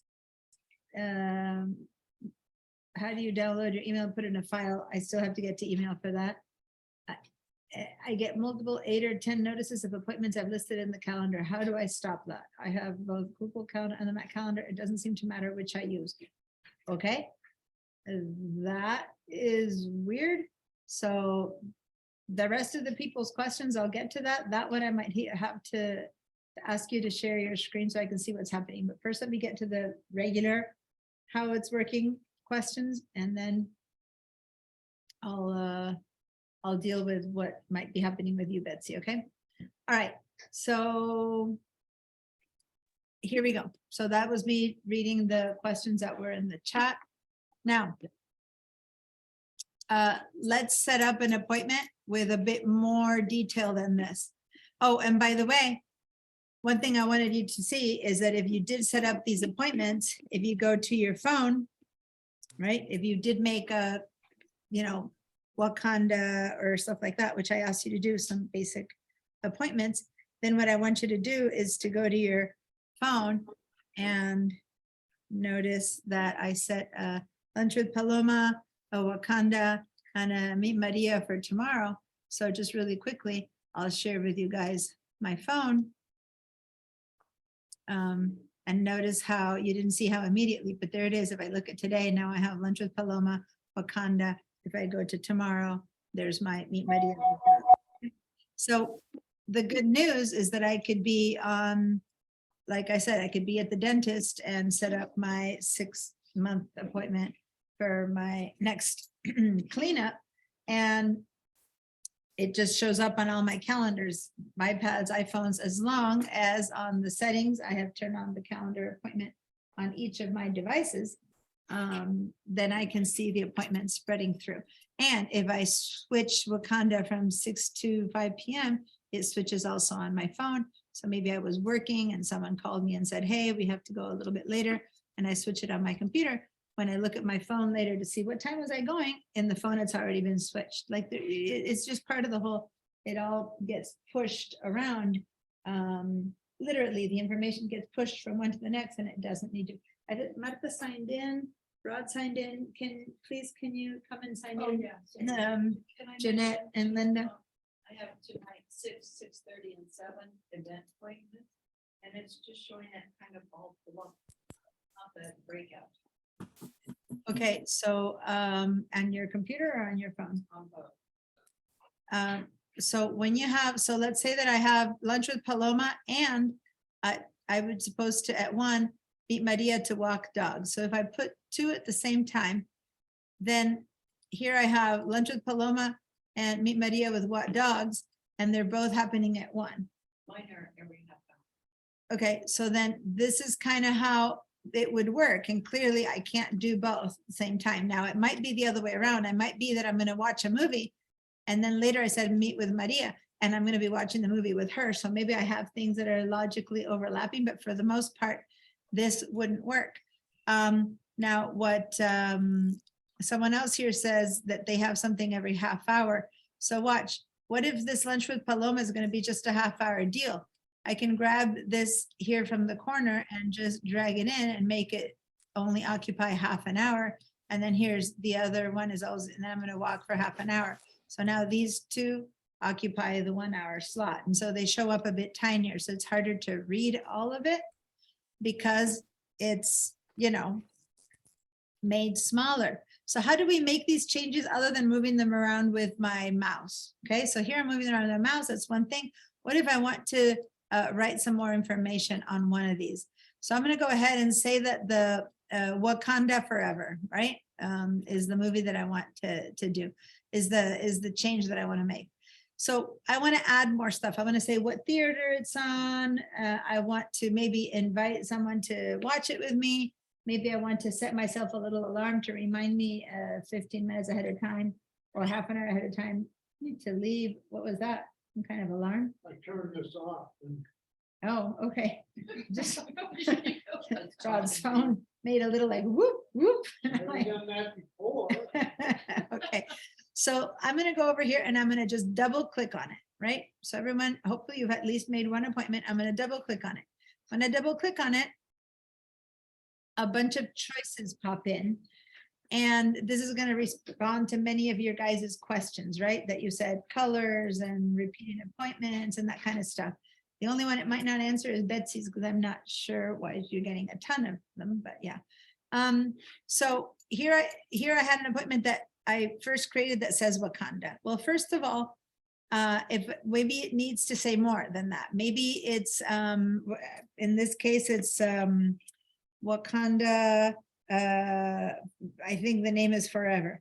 So I'm just saying how you would go in and edit. You just get in there and keep writing more. Maybe you want to write more details. I'm going with Josie, for example, right? So you write whatever you need to write. In this case, look at everything I wrote here for this one. It's like 9 to 12 Mac OS. So you write whatever you want for that appointment. So then if you want to have less because Josie's not coming, you select that and you hit delete and you just get rid of that, right? So it's text, whatever it needs to be. Now, where is this going to be? I don't know. Maybe it's on the Metro 4 or Paseo Nuevo. Who knows what it is? So I'm going to, let's say that it's at Metro 4. So I'm going to start writing Metro 4. Metro. And look how it's searching. Metro 4. Oh, it's not coming up. Paseo Nuevo. Am I not connected? Oh. Once again, this darn school computer, I can't change the settings. For most of you guys, this should be triggering the maps to turn on. Oh, Oh, how frustrating the way they have It set up. gives you a list of addresses. It should be giving you a list where you can select Paseo Nuevo and it gives you a map of where to go, how long it'll take you to get there. But this computer is not set up and my Mac is just, it's not working. Oh. Do you know what I'm talking about? Does someone have it happening on your computer that when you write Metro 4, Paseo Nuevo, any place that is a commercial place in Santa Barbara, the map should be popping up here. Yeah. Well, it has suggestions, right? It had suggestions. Yeah, can you share your screen for a second so I can show that because I hate that it's not doing it for me and I want people to know what I'm talking about. So who was it? Anna, who said yes? That was Mary. Mary, any chance you can share your screen for a bit, please? Sure. Let's see. Another thing, there's all these things I'm taking notes of that I need to tell them to fix so that I can teach, but I hadn't taken note yet that I need them to set up the location services because Oh, yeah, the map, that's cool. Oh, wow. because I need to be able to, So I type in the movie theater and it gives me, yeah, so see, you put in there and it gives you different theaters. Now, if it knows that what you're in is in Santa Barbara, it doesn't seem to know you're in Santa Barbara though. no, because I'm not in Santa Barbara. That's why. Oh, sorry. There we go. That's true. Some of you guys on Zoom are not in Santa Barbara. So if you're in Santa Barbara, it would be showing you the theaters next to you. So in her case, it's showing, she wrote it's at AMC. So you can go and see which one, click on it, go ahead and click on it. You should click on one of them and see, it shows you there the map. And then if you don't know how to get there, when it's time to get there, you can click on the map and the map will show you directions from where you are to this place. And it'll say you're going to need 30 minutes to get there. You're going to need 15 minutes to get there. Does that make sense? It's playing in Goleta, Diana. You know, the movie Yes. house near Costco? It's Yes. playing there. Yes, but Mary doesn't live in Santa Barbara. So in her computer, when she wrote, if she writes AMC, she might need to, I don't know, where are you in Santa Clara? I Santa don't know Clara. where you- Yeah, in Santa Clara. Yeah. She lives in So Santa Clara. People on Zoom don't need to live in Santa Barbara, Molly. So some of you guys are attending from other, as long as you're in California, you could be in San Francisco and be attending this class. So in her example, she is looking for a movie theater that it's near her. Okay, but for you, if you write wherever it's playing, it should show them up a map of wherever it's playing near where your house is. Okay. Now, also, since we're here and you're sharing, thank you so much, Mary. Notice that you can go down and add alert when I need to leave. You see that? Mhm. When you click on that, notice that a whole bunch of other stuff opened up. Not just an alert when I need to leave. Go ahead and for a second, Mary, click again on the address that you just clicked up. Click up there. See how that collapsed again? So what's underneath there is November 23rd, 2022, 1 p.m. to 2 p.m. That is just 2 lines. The moment she clicks to add something in there, it opens up even more. So click on there and boom, this whole thing opened up. So it's saying, oh, you want more, like information about this? Well, one was the alert of time to leave, which was 2 down, like go down, not that one, wait, that's repeat. So hold on. Let me go top to bottom. Let's say that there it is. We're talking about directions and where, and see how there says alert time to leave because of the map. And if you didn't know where that theater is, you clicked on it and it told you from my house. And I don't want her to click on it because then we'll all see her house and we're trying to keep private. So, but if you click on the map in your own computers, it would show you, oh, you will take 30 minutes to get there. So here on time to leave, you can, under alert time to leave, click on the word time to leave. And you can say, alert me 30 minutes before. So the movie's at 1 p.m. Alert me 30 minutes. You get an alarm 30 minutes before 1 p.m. Does that make sense? So that you know that it's that you need to be alerted. It's time to leave, or 5 minutes before, or 35 minutes before, whatever. That's an example of an alert. Now, above that, above time to leave, you have travel time. So maybe you tell it, go to travel time. And it basically is telling her what time it will take to get there. So it'll take 16 minutes or 50 minutes or 19 minutes. So you go ahead and say that, go and write 30 minutes also, I don't know, or 15 minutes. It'll take you 15 minutes. Click on 15 minutes. So now your computer knows that it'll take you 15 minutes to get there. So 30 minutes before travel time, you'll get an alert. So if you have to be there at 1 p.m. and you'll take 15 minutes to get there, that means you need to leave your house at 12:45. 30 minutes before that, so at 12:15, you're going to get an alert saying, hey, Wakanda at 1 p.m. Does that make sense? Yep. It's like a little reminder. And I have to tell you guys, I think I've spoken about this before. These features have saved my life. I am one of those people who has a really hard time remembering appointments or figuring out what time to get there unless I tell myself I need 15 minutes to be there. I need to be reminded. And I also want to remind myself an hour ahead of time, so I start getting ready, that in 15 minutes I need to go. So in my case, I would probably even add another alert. So let me show you how to add another alert. Go to where it says alert 13 minutes before travel. Hover over it and see how on the right side, when you hover over it, there's like a little plus sign. I'm Yeah. gonna click plus sign. I'm gonna make another alert. Go to alert now and say, give me also an alert. Click on that. And give me also an alert 1 hour before travel time. So now I've got 2 alerts that are gonna tell me, hey, you need to leave this house at 12:45 to get there by 1. One is gonna pop up an hour ahead and another 30 minutes ahead. Does that make sense? Mhm. Now, some of you guys don't need, if you're my husband who has a clock on his head, he just needs to know that at 3 p.m. he needs to be at the movie theater and he'll figure his way there. But I need my phone to alert me that I need to stop what I'm doing and move into getting ready to go. Does that make sense? So you use or don't use these according to who you are. I use them a lot. My husband probably has never used one of these in his life because he, as I said, is a walking clock. He has an internal. He has an internal watch and he knows exactly what, you ask him any time of day what time it is, and he will be 3 to 5 minutes off. His brain tells him within, and you ask me and it's 2 p.m. and I'm like, I don't know, maybe it's 4, maybe it's 12. I have no idea. Which is why you see me putting alarms on my phone when I say, oh, that's my alarm to give you guys a break. Because usually in the past, I would just kind of at some point figure out, hey, maybe it's around midtime and I'd give you guys a break. But now my phone tells me I gotta give you guys a break because I keep going. I'm kind of like, when you start a heavy train with 20 wagons and it starts going, how long it takes for it to stop, that's me. So I get myself an alarm. Anyway, so these things are really useful for me. Now, the one I haven't shown yet, can you go to the one that says repeat, please, Mary? Mhm. So this is the one that's answering the question, hopefully for 2 of you guys who asked me, but in particular. So say that every what is it? Tuesdays are when in Santa Barbara, at least the movie theaters are cheaper on Tuesdays, right?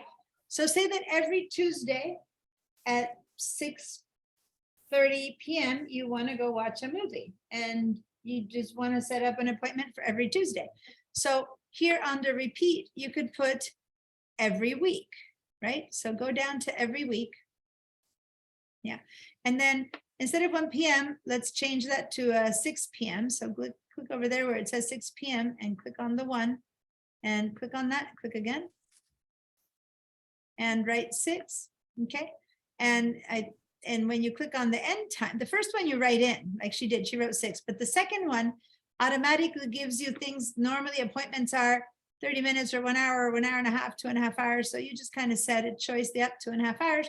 So now you have a standing, and now this is, she made it for Wednesday, but it's Tuesdays that are cheap here. So let's switch that, go to start, flip it to a Tuesday, there it is. And now when you click away, you've set up an appointment for from 6 to 8:30 p.m. And maybe it's not Wakanda. So instead of Wakanda, say movie date or theater, go to the movies, right?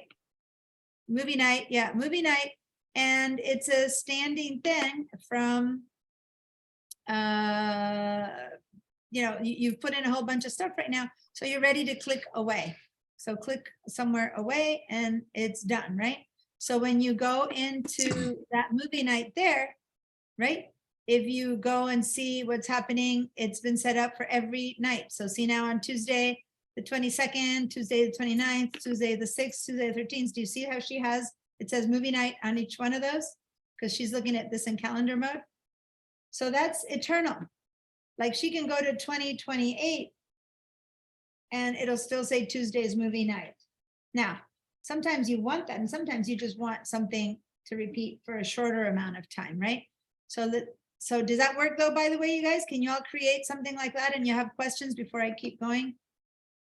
So that thing repeats weekly. It has no end time.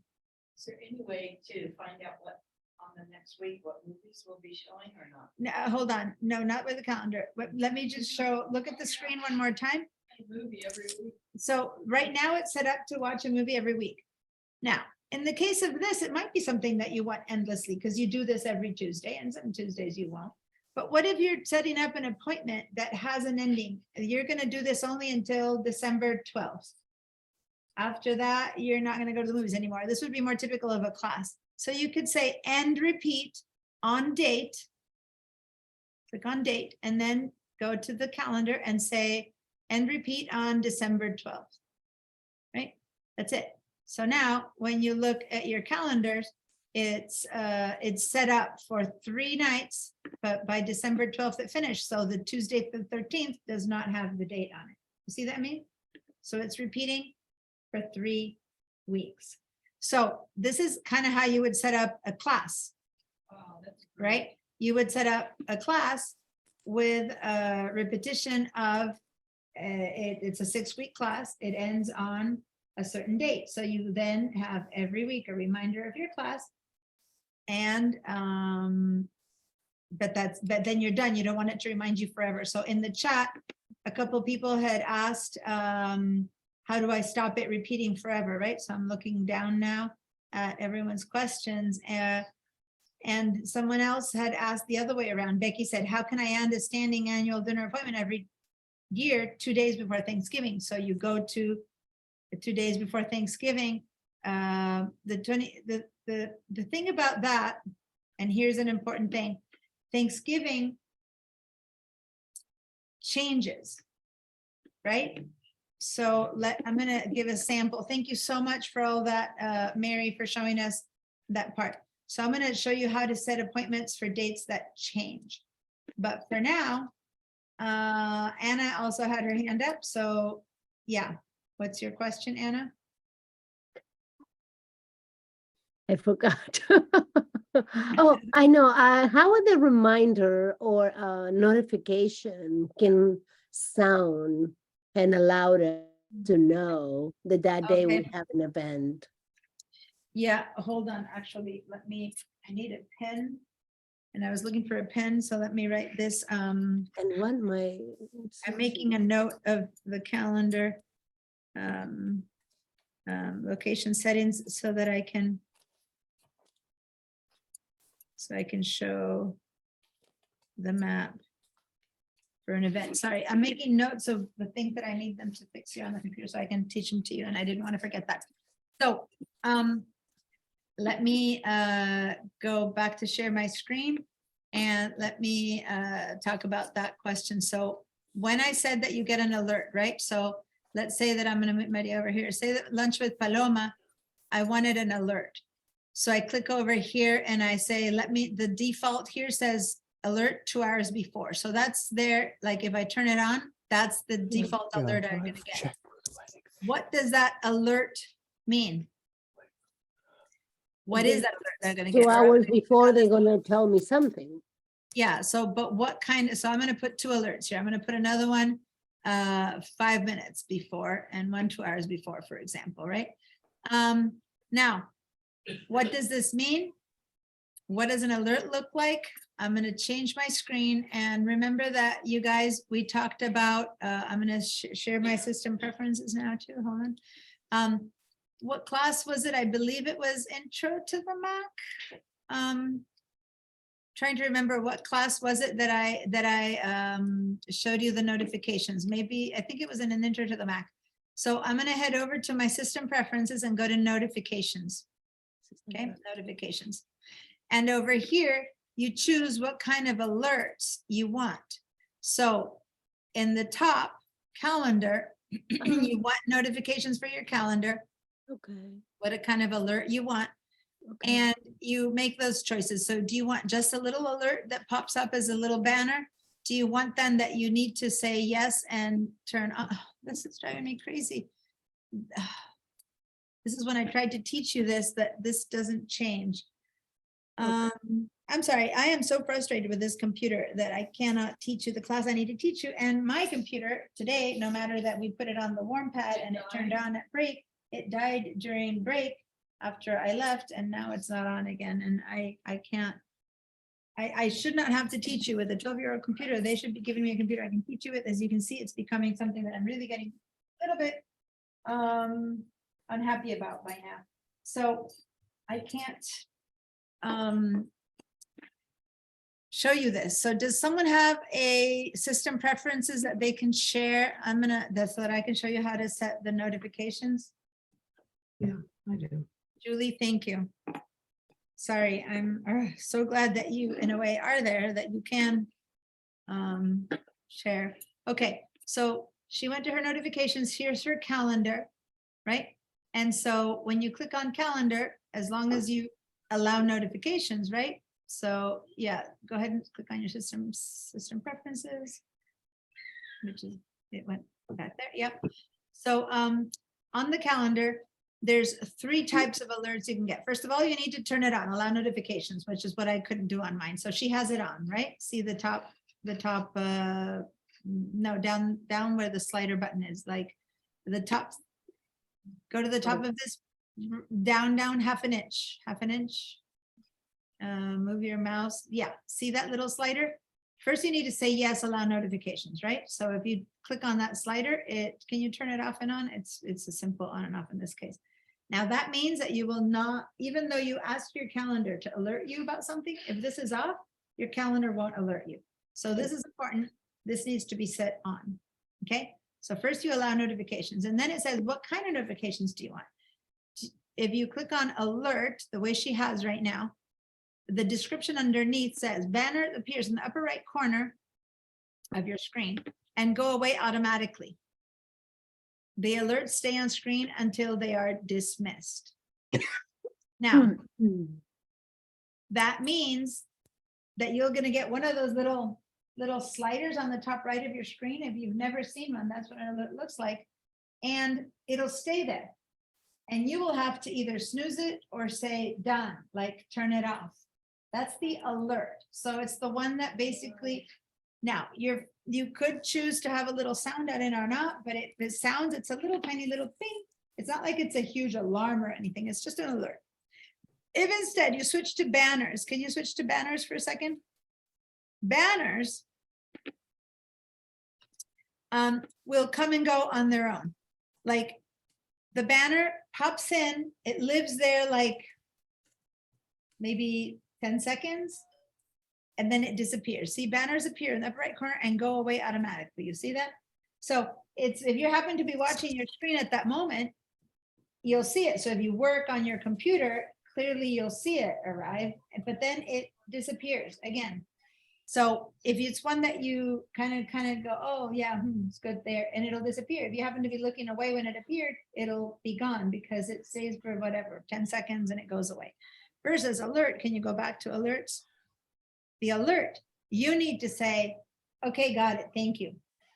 Thanks for reminding me. Does that make sense? So depending on the level of how much you want to be alerted, you use one or the other. None of these are the same as an alarm. If you want to set up an alarm for your phone to say, hey, it's time for break, the thing that rings at, around 10:30 in my phone, that's an alarm, not an alert. I am setting an alarm that really goes, it interrupts me completely. That's what I set up on Tuesdays at 10:30 to turn on so that I give you guys a break. Does that make sense? That's not one of these. Notifications are just banners that show up on the right side, top right of your screen. And it's this little thingy that pops in and says, lunch at 12:30 p.m. And it stays there until I go, oh, thank you, got it. On your phone, they show up. You can tell it. So here it says show notifications on lock screen. If you read a little bit lower, there's a check mark on show notifications on lock screen or show in notification center, badge app icon, play sound for notifications. If you turn off the play sound for notifications, then you don't hear a little ping, you just see the banner. If you leave the sound on, then you get a little ping, right? So it depends on how you want to see it. Nothing needs to be alarming you all the time unless you request it to alarm you all the time. Someone is testing out their sounds and I'm hearing someone's sound all the time. Okay. Now in your phone, you can do the same thing. So the phone, when I pick up my phone, when it says show your notifications on the lock screen, that is the fact that you're being notified So right now it was showing up. Let me. So let me share my screen. Thank you so much for that, Julie. I'm gonna stop. And you can choose, as you saw, any of your apps, how much you want them to notify you or not, okay? So let me, then I'm gonna go and see, why is my phone? Did it disconnect? Oh. It's not, hold on.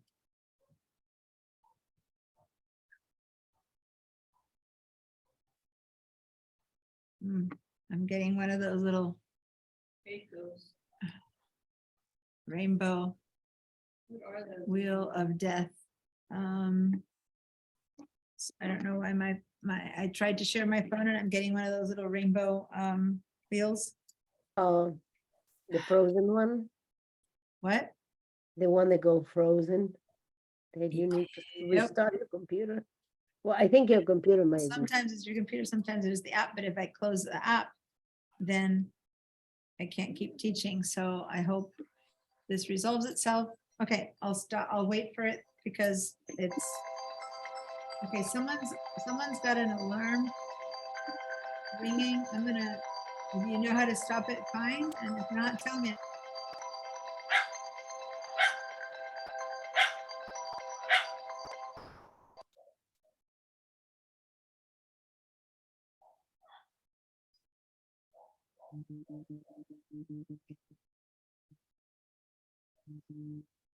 Hello? Where did Deanna go? I don't know. I just realized, wait, I was she's just like, gone. oh yeah, I was like, wait, what is the teacher? We don't see her either. I imagine she'll jump back in. She probably She'll- just She'll come had in, to get off for a minute and I know she's having computer problems. having trouble with her computer. I Oh, think dear. it was the Alright. computer. When it has that spinning thing, sometime it froze. It's just Yeah. forever. It's Yeah. annoying. Yeah. I feel sorry for Alright. her. She's trying so hard. I know.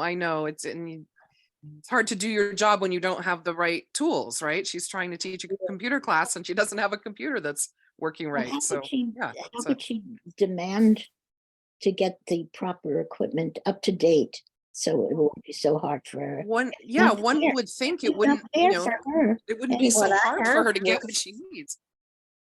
I put it on that note that she gave us, you know. I Could send we it. do so something about that? They can give her something. They can give a new computer.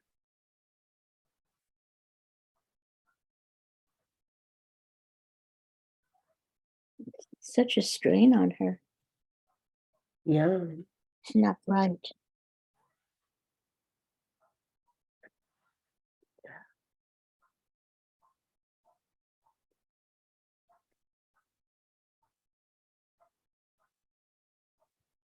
That she's back.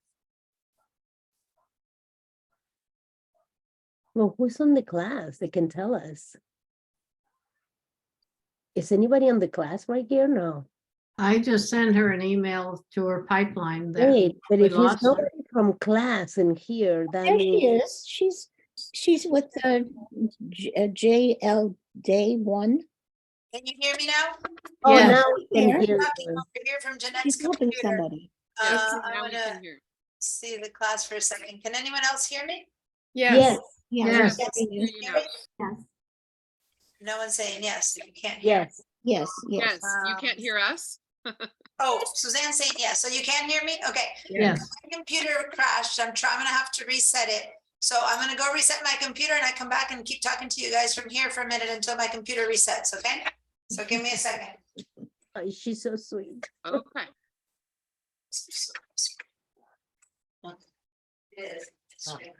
What is the theater that she was saying that is cheaper on Tuesdays? Full machines. Does anybody knows? The movie theater in Very Santa good. Barbara. I chose yours just Which because. one is Okay. All right, so now I'm teaching from here. Great. Yeah. Right here. I'm part of the crowd. And so here's the thing. Normally I would then continue teaching you from my laptop, but my laptop isn't working, so this is ridiculous. But good news is you guys are connected to Zoom, so I can keep talking. So I was showing you on the phone how the alerts and notifications works. I can't share the phone from here. So I'm just gonna go ahead and open the calendar here and keep showing you some stuff from here. So I'm gonna share.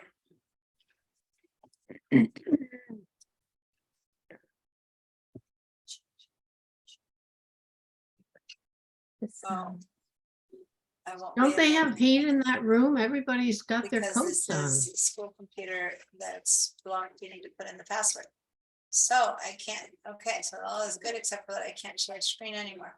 All right, I can't share Jeanette's screen because the school needs to pass. Never mind, same issue of passwords. So I'm gonna have to have someone else share. Let me see your questions. What's the address for tech support? No, oh, that's way back. Mobile. How do you get the different colors? Can annual appointment? All right, so Jeanette, Julie, I'm going to show you about colors. Can you share your screen with your calendar? Yep. Please. Make sure that the sound is on. You see it? Can you speak to make sure I can hear you, Julie? Because I don't think I'm hearing you. Something Julie, happened. are you speaking? Yes. Yeah, so hold on. Let me see. Select a microphone, built-in and speakers, built-in speakers. Okay, can you speak now? Yes. Can you hear me? I should be hearing you now. Yes. Okay, good. It's just that it was set up for these computers that students sit in have headsets so that you can not bug each other with sound. And so your sound is coming out through the headsets. Okay, so now you're seeing Julie's screen. And in this case, she has two colors there, you see, in the month. That's just become those information are coming from two different calendars. And notice that she has Halloween 3 times, daylight savings times 3 times. Why? If you look on the left side in her calendars, she has turned on the choice for holidays in the United States in 2 different calendars. So at the very top, it says holidays in the United States from the Pipeline account. That's one of the ones she's seen them from. And if you go all the way down, the second one is from her Jen Moore Gmail. She's seen also her holidays. So if you don't want to see your holidays, those are the 2 green ones. See how the color is Yeah. for both of those? Now turn one of those off. Go ahead and turn the holidays off in one of them. Boom. So that's one of the repeats is gone. Now, how about the pink one? Where is that one coming from? Can you scroll up or down to see if you have another? Yeah, all the way down. In the bottom, you have another one that says US holidays, and it's that reddish one. You can turn that one off. And yeah, phew. So now you're seeing only one reminder of holidays because each one of the calendars that she was looking had a default calendar turned on for holidays. Does that make sense? So now, as long as you're always looking at the calendar of your J Moore Jen Gmail, then you don't need to see all the rest. Okay. Now, you have a couple of new events here that seem to span a bunch of days that you were testing. So she's looking at the monthly calendar right now. And you see down there how she has these blue ones that say new event that go all the way across. That's because she is setting up those 3 that she set up, or 4 that are set up here, are set up, or it's 2. It's 2. It's one that goes from, one at the top that goes from November 30th through like December 3rd, and the other one. And she put no schedule on it. This is an all-day event, and that's why it's showing like that. Go ahead and click on the top one, the one that says new event. Go ahead and go to the where you began it in November 30th, or no, that's on its own. That's, yeah, the one that's November 30th. Yeah, click on that one, double click. How do I get rid of this bar? I can't. Hold on, I'm showing you. These locations, No, I mean the bar that says mute and stop video. It's Oh, you can't get rid of it. You can grab it from the black area and drag it out of the way. It's the zoom. We don't see it, but she has her zoom in the way. You have to grab it and move it out of the way. Thank Is that- you. Okay, so now see how she clicked on that new event and it says new event. She didn't give it a name, but also it doesn't have a time. You see how it only says November 30th through December 7th? Yeah. Go ahead and click on that area. Click in that area. Mhm. And see how it says all day? She set it up as Yeah. all day. I only do that when I have for Campo vacation, right? It's like, I don't want anything. I am gonna be on vacation and I don't want anything. But even in my vacation, I have to have reminders like call and check in that my mom is okay, or call and check in, you know. But say that I don't want anything else, I can block it off. In this case, she blocked off whatever, 20, from 11:30th to 12:07. Does that make sense? So it goes through the entire day. If you were to go up to the week, go up atop to see instead of by month, go up and see by week. See how at the top, so here we have 7 PM camera club. 1 PM, go in here and scroll up so we can see you have some other stuff up there. 1 PM walk to Henry's Beach, that kind of, or 9 AM, you know, scroll down again because that's, you're in the mid-morning. So in order to see both the camera club and the walk on the beach, scroll somewhere in between. So we can see somewhere like you can kind of see the from 9 AM to 8 PM we're seeing right now. So you have something on one end and the other, but at the top, it says new event. So see, those are the ones that are unscheduled. You see that? So she had it repeat, but unscheduled. That's the ad for all day. Let's schedule it instead. Double click on that top new event that starts Wednesday the 30th. And let's put a time on it. So go to to the little area that says November 20th, click on that. This one? Yeah, click on that. Yeah, and let's turn off the all day. And now give it a time. So have it happen, say from 12 to 1 PM, right? Go ahead and instead of new event, call it, I don't know, test, so we can compare it with the rest. So call it test. Okay, and then go back down to where it says 12 to 1 PM and let's make it repeat. No, in the same, we're entering info. So click on November 30th, 2021. And then let's have it repeat for many days, right? Every day, which is kind of what she was doing. Every day now, and have it end. Never. Well, if you have it end never, then that one truly ends never. But rarely do we have something that ends never. When it's daily, I mean, maybe it's a medication you need to take every single day at 8 AM and you want a reminder. So you say never and you put in an alert to take that medication. That might be a never, right? Or like what I do when I have to take antibiotics, I'll set, you know how you're supposed to take them for whatever, 6 days or something like that. I'll set myself an appointment for every day ending on a week later. So then I'll remember when I started, you know what I mean? I'm not good at taking medications. So if I don't set myself a reminder, it doesn't happen again. You might be of my husband variety, you might be my variety, or somewhere in between, which I think the rest of the world lives in that. But if I have to take a medication and I don't make myself an alert reminder, I forget about it. So, so this is how I do it. I'll say every day for 6 days at 1 PM, for example, and I'll get a little alert, take the medication. So then click on, Wednesday 7th. And so you have to click on that, click on the 7th, like actually click on it.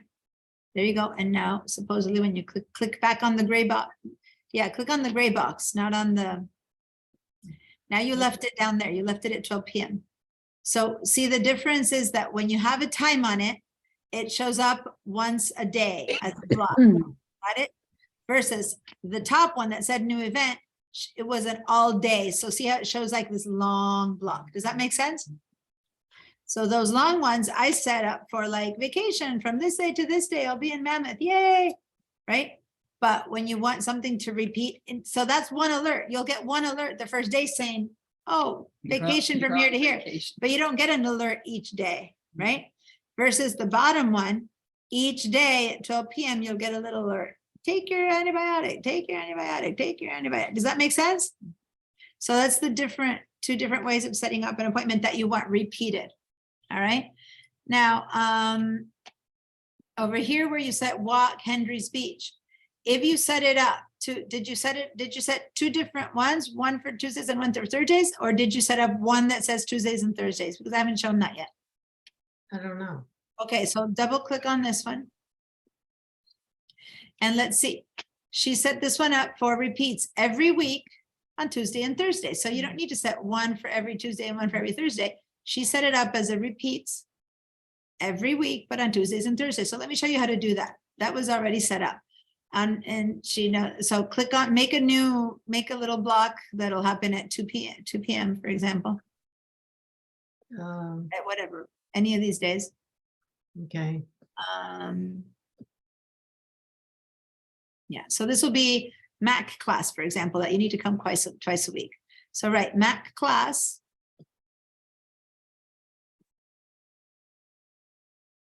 Right, then underneath that, no, you don't need to, if you click on the white, the whole thing disappears. If you just click on the gray, then you can move on to another portion of the gray. Add location, you could probably write Wake Center, and your location is the location Wake Center. There it is somewhere. Oh, Wake Continuing Education Center. You can click on that. Then you can say when. So go to the time, November 29. Go into the date. Okay, so you guys can go do that. So when do these classes start? They start at 9 a.m. Now you happen to have Henry's in there. So let's say that these are Monday and Wednesday classes. So go to the start date, 11/29. Go ahead and set it for Monday. So we can set a Monday. Click on Monday. Okay. So it starts on Monday. Click on the gray area again. Yeah, like don't click on white because the whole event, you have to reopen it. Go and click right outside where you are on the little gray part where you're still entering info, right? Like, yeah, click there for that to disappear. And now it ends, let's say at 4:45. So click on the number 2. And say maybe the class is 2.5 hours or 3 hours. So go click on one of those down there.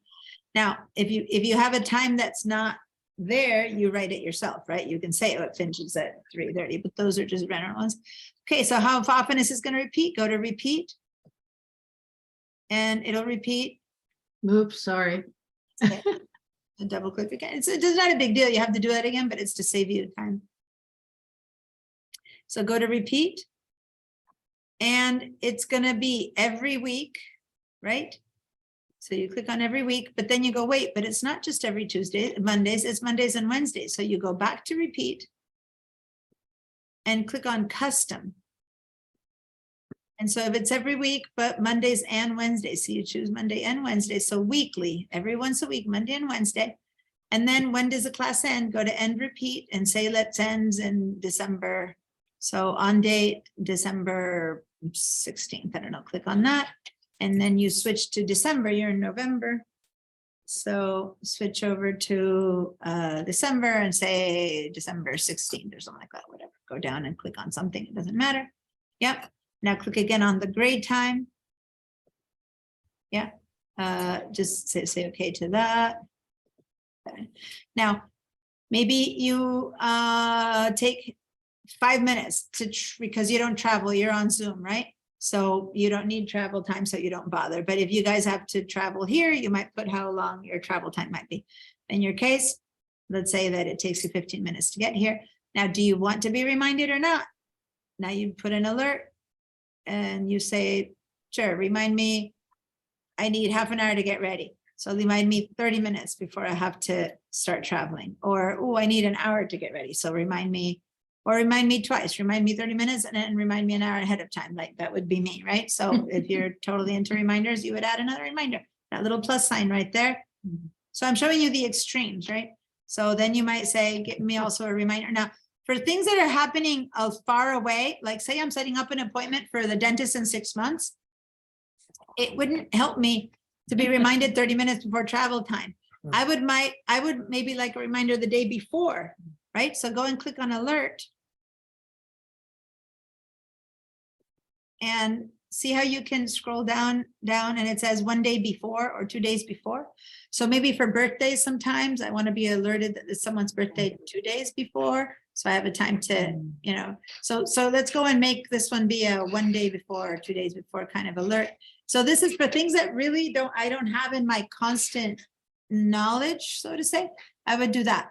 Now, there's one more thing that you could do. Now we're filling every option here, right? There's one more thing that you can do. What if you want to invite someone to come to that, like walk on the beach with you, or you're planning a birthday, you want to invite someone. So click on add invitees. And here, if you have that person's email address, you can have that person get an email sent to them with an invitation to this event. So go ahead and start inviting me. Go and write DEM, because I think I should be in your, yeah, there it is, DEM. Click on that. Click on that. So now, once you see at the bottom now, it says send. Go ahead and say send, and I should get an invitation. So see, on this event, there's a little person there that has a question mark.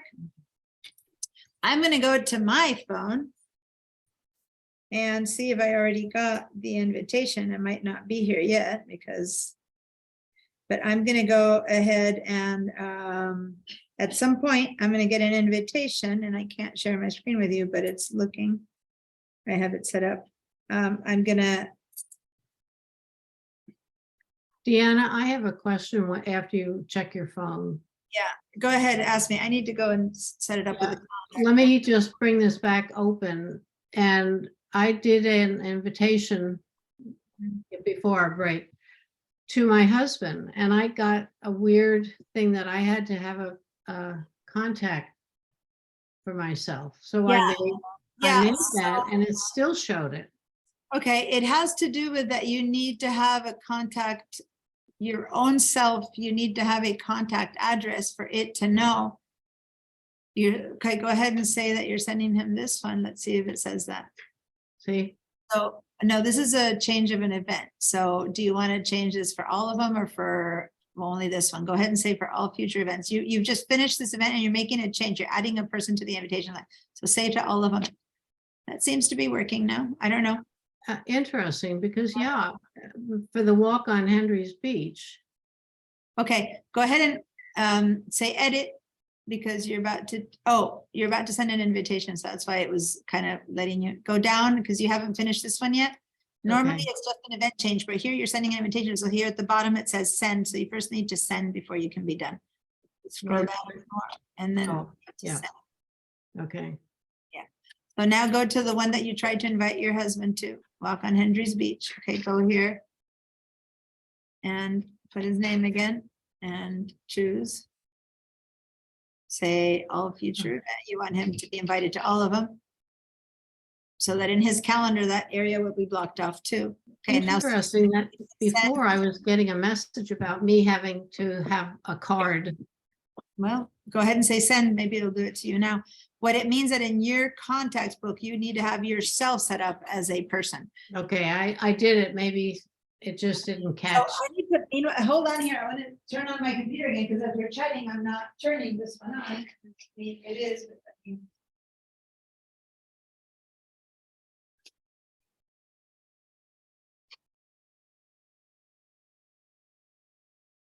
So I'm getting my computer set up again. That's why I ran back up. Because if not, I'll never be able to switch back to my computer. Okay.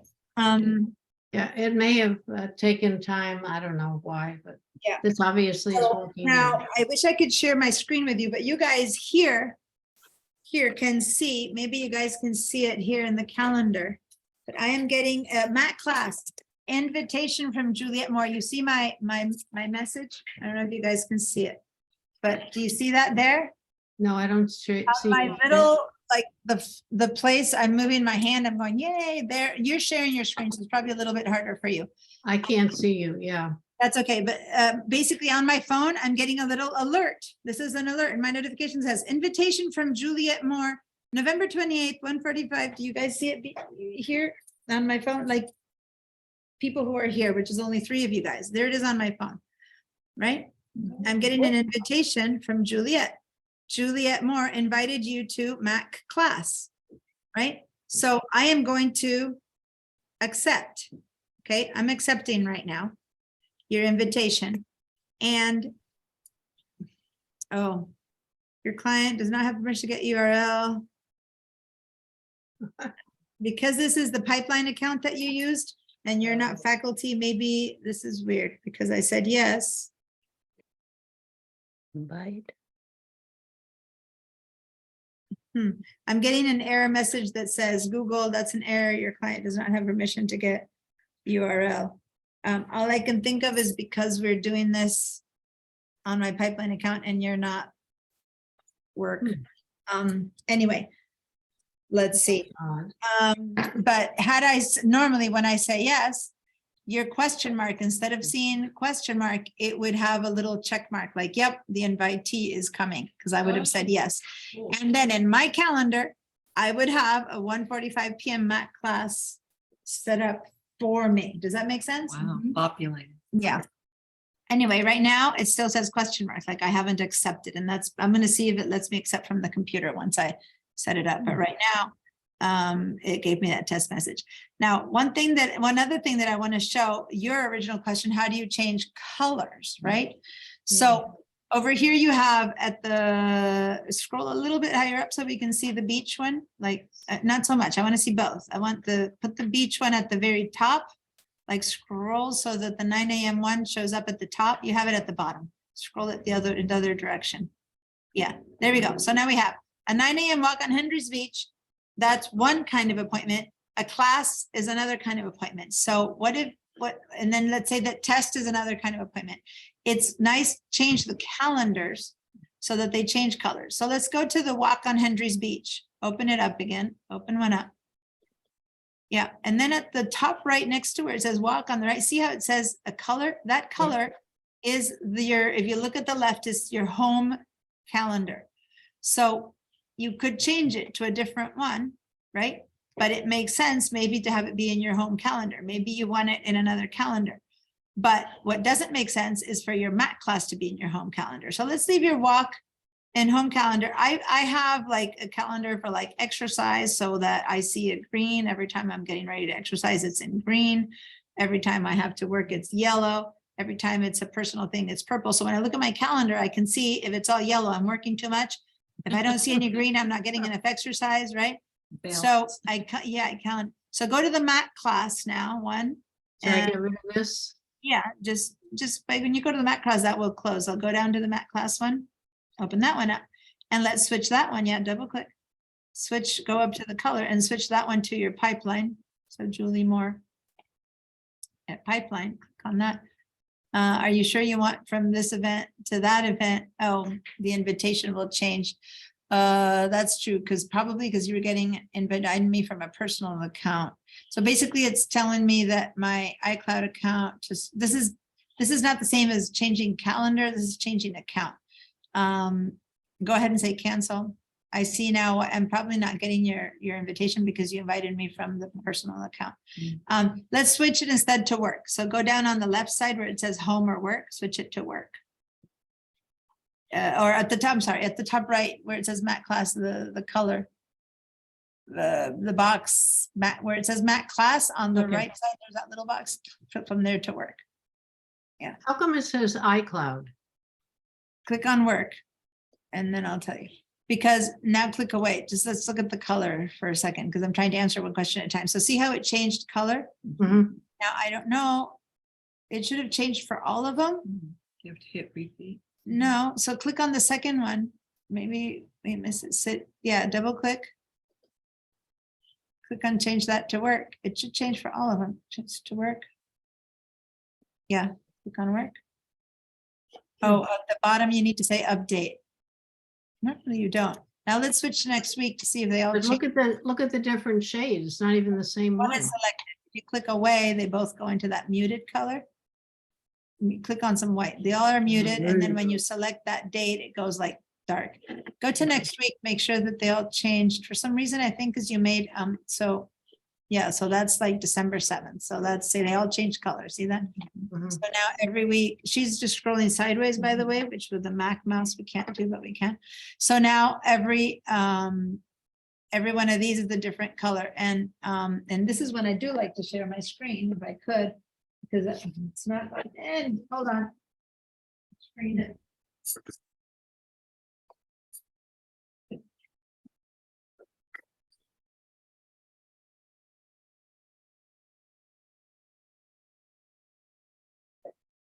I'm trying to get my computer to start and it's not starting.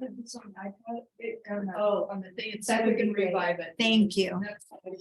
Okay, so now here we have an example, like, let's go to, so she's asking how come it's saying iCloud.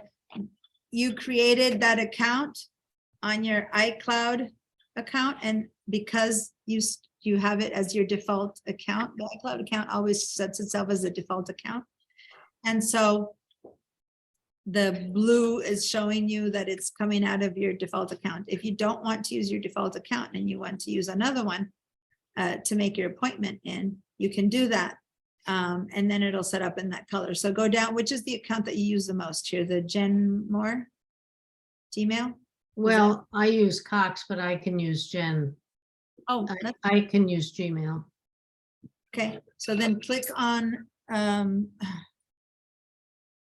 that's Oh, my my 12 minutes. That's my 15 minutes for end of class. So go click on Jen Moore Gmail. Yeah, click on that one. Okay. So this is the one, say that you want to make an appointment in that. It's not the default account. By default, iCloud says that your default account is your iCloud account. So that's why it started making them all blue. So if you want to make it in this one, then you can either change your default settings to always make your appointments in this account, or you can individually change it. So go ahead and create a new event right now. Go and click a little drag. Go in here and make a little drag to create a new one. Yep. Click and drag, say new event. And then immediately change it to a new account right now. So go up here and change it to be a new account. Right now you had set up that one. See how it's already green? Look at the left. See in her calendar, her JG Moore is that little light green. So now that account is already, because she had pre-selected it, coming out in that account.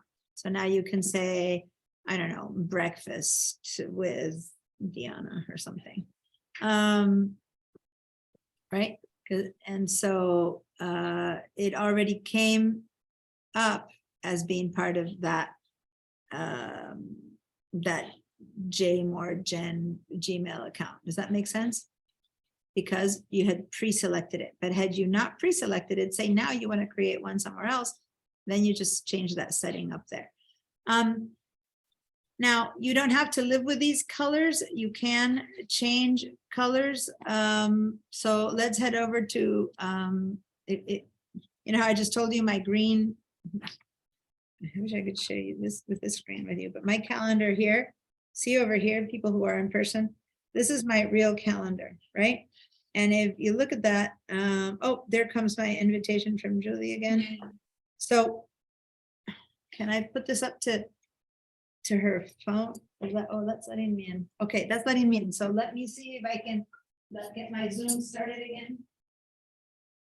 Then I can share my phone. Sign in. I'm back at my computer where my computer finally turns on. So there was a and allow Mac level 2 start. Okay, so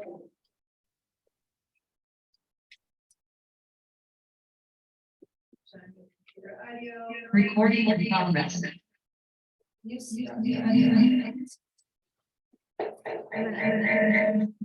Oh, my. And this is that. And then I move here, and then I don't have the repeat button. Try and share. Give me a second. There we go.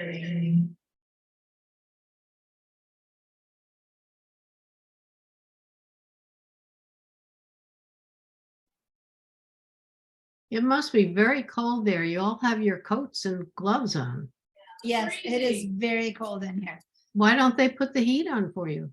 Because I don't even know if this room has heat, it might, but this is a computer lab and it needs to be retained cold, in fact, because the computer is technical, unless they're my weird old computer, they don't want to have cold, cold doesn't work. Anyway, Teacher, trying to show you my personal phone, which has all the different calendars set up with appointments of all type and colors. But my computer says that I need to update the software to share with my personal phone. So I can't show you my personal phone, Can unfortunately. we send an email to the president of the college? This is awful for you. I know. This is really, The head of this program, right? yeah, yeah. Is This that- is crazy. This is not right. Yeah, this is ridiculous. I I know, don't- Anna, I know you're trying to say something. Give me a second. I'm trying to fix something and I can't. Okay, I can't show you my personal, it doesn't let me because the computer software is outdated. So, let me show you on my webcam, look at my calendar. Can you see? Should I stop sharing? You already stopped. Oh, okay. The thing is not sharing. I stopped you. You can Okay. see it. We can So see it. here's my phone. Can you see it a little bit? Yeah, This is an example of today, right? Where it says, or this is an example for tomorrow. Let me see. Yeah. So I have like colors that tell me what's happening for everything. So like you might not know, I never even bothered telling you because I'm on jury duty this week, but I figured because it was Thanksgiving, so I'm calling in every day, but I'm not, I've been told no. I mean, who's gonna start a case on Thanksgiving week, right? So I've been Yeah. calling in since Sunday, but see how in my calendar I have at 5:30 PM, I have the details where I need to call in for my jury duty to see if I'm due next week. So it's there and I put it under a color called, when you look at, see what it's a calendar called calls and to do. So these are the different calendars that I have, calls and to dos, personal, exercise. So I put a little color on each one. So then, I know like, up here I have walk up the hill with jackets in green. Then it's like send my student survey, which is you guys, which I already sent it. You see, and then so I have different, and then at the bottom it says, oh, date night, yay, today we have date night. It has tomorrow. And then at the top, I have a little all-day reminder, schedule my second shingles shot, right? So I use, that's in red, and anything that's in red for me is health. So my health appointments, I mark them red. So I look at them and I go, oh, if it's red, I must have something medical today. And I go, oh, it must be the dentist, or oh, it must be the whatever. Does that make sense? Can you show us how to set up those different colors? I don't think you Yeah. got a chance to do that. So let me share with you now. This is something I'm gonna do. Oh, can I do it here? I do it in my iCloud account. No. I don't know that I'll be able to do it in the pipeline account. Let me see. So up at the very top, so I'm using my calendar where it says calendar at the top, that you can create new things. I can create a new calendar. Okay, so up here, and I'm not showing you that bit, my screen doesn't show. Go up to near the apple. And with the apple, next to the apple, if it says calendar, you'll see file, new calendar. Do you see that? Do you Yeah. find that at home? So you have to go to your Apple, under the word calendar, file, new calendar. And then I'll make for this one, it's showing up as on my Mac because Pipeline doesn't allow for individual calendars. And so it's just showing on my Mac, but for you, you can have it on your calendar. And I'll say exercise, for example. Right? And I'll click away. Then I can right click on it and make that be green. Right? So then my Pipeline, I can right click and make it be a different color. So my holiday, so you can right click on any of these accounts. Santa Barbara teacher can be red. So I reserve, for example, as I said, red for my health stuff, green for my exercise, yellow, my teaching is actually yellow, this kind of orangey yellow, that's my teaching account. So I know that if I have that color, it must be a work thing. But if I go to lunch for Paloma, so I can have an account automatically on your Mac accounts, you get like work and home, right? So I can make a new calendar called, and I can choose which account to put it in, but I can say on my Mac, I can make an exercise called kids. So like I have to go to one of their events, or my youngest son is doing wrestling right now. So in a few days, I have to go and man the snack shack for the wrestling tournament, right? So over here, I'm going to go ahead and say that this is so I have the snack shack for the tournament, right? And then I click over here and I call that one kids. So it's an event that relates to something I'm doing with my kids. Does that make sense? How do you get the purple? How do you get the different So you colors? right click and right click on the calendar and choose a color. Oh, Okay. Now, if you don't like any of these custom colors, existing colors, you can say custom colors, and then you open up and you choose a bright turquoise, for example. And there we go. So now my kids' calendar has changed to bright turquoise. Okay. See that? How that changed it? And maybe lunch with Paloma is really a walk with Paloma. And so I'll click over here and I'll change it to green. And so now I can see that I have work, exercise, and a kids event. Does that make sense? So I can do that to help me kind of, and so, yeah, so if I went over to kids and maybe my holidays in the United States are here, my kids that I have in the, or my Romeo and Pirouette, which was a calendar, I want that one to be brown. But if I don't like these colors, I go to custom and I change it to, I don't know, bright yellow or greenish yellow. And there it is. So now that one's greenish yellow. Did that work? Yeah. Changing colors. And so I have made mine a set of colors that I recognize, and now they've been there for so many years that I just know all my SPCC is that kind of orangey-ish, all my exercise is green. Health, if this was like, if this was go to the dentist, right? Dentist cleaning, then I don't have it here yet, but I would create a calendar. I have a create a calendar. I have a calendar called health, right? And so I right click and I made that red. So now if this is an appointment to go to the doctor, it'll show up as red. Now it's kind of pinkish until you click on it, then it's red. But anyway, I know that that's how it is. Now here I just kind of clicked to the side and I made a new event that I didn't mean to make. It's just select it and hit your delete key and get rid of all these new events that you didn't mean to make. Okay. Now, how does this relate to, it's 12:15 and the original question that Becky asked me, that I said, I'll get to it when I get to connect with email, because I had all these technical issues with my computer and whatnot. I didn't get as far as I wanted to get. So Becky, can I ask you a request? Do you promise to write the same question next Tuesday?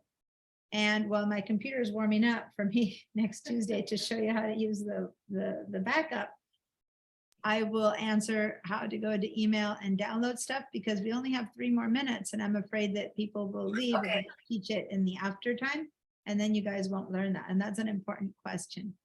Okay. Okay, I'll put it in the chat again next week. All right.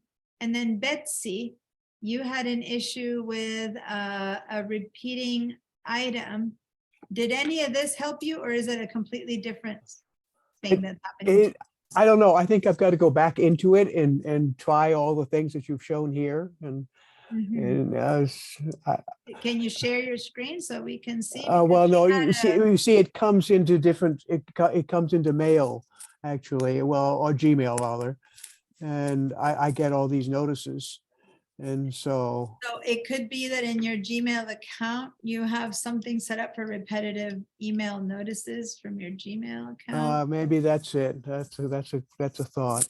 So go into the Gmail account and go into settings. Yeah, I mean, I don't have, because, interesting. Yeah, I'll try those Yeah. this week. Because I have set in my pipeline Gmail reminders, I have a thing that says if I haven't answered it in 3 days, remind me.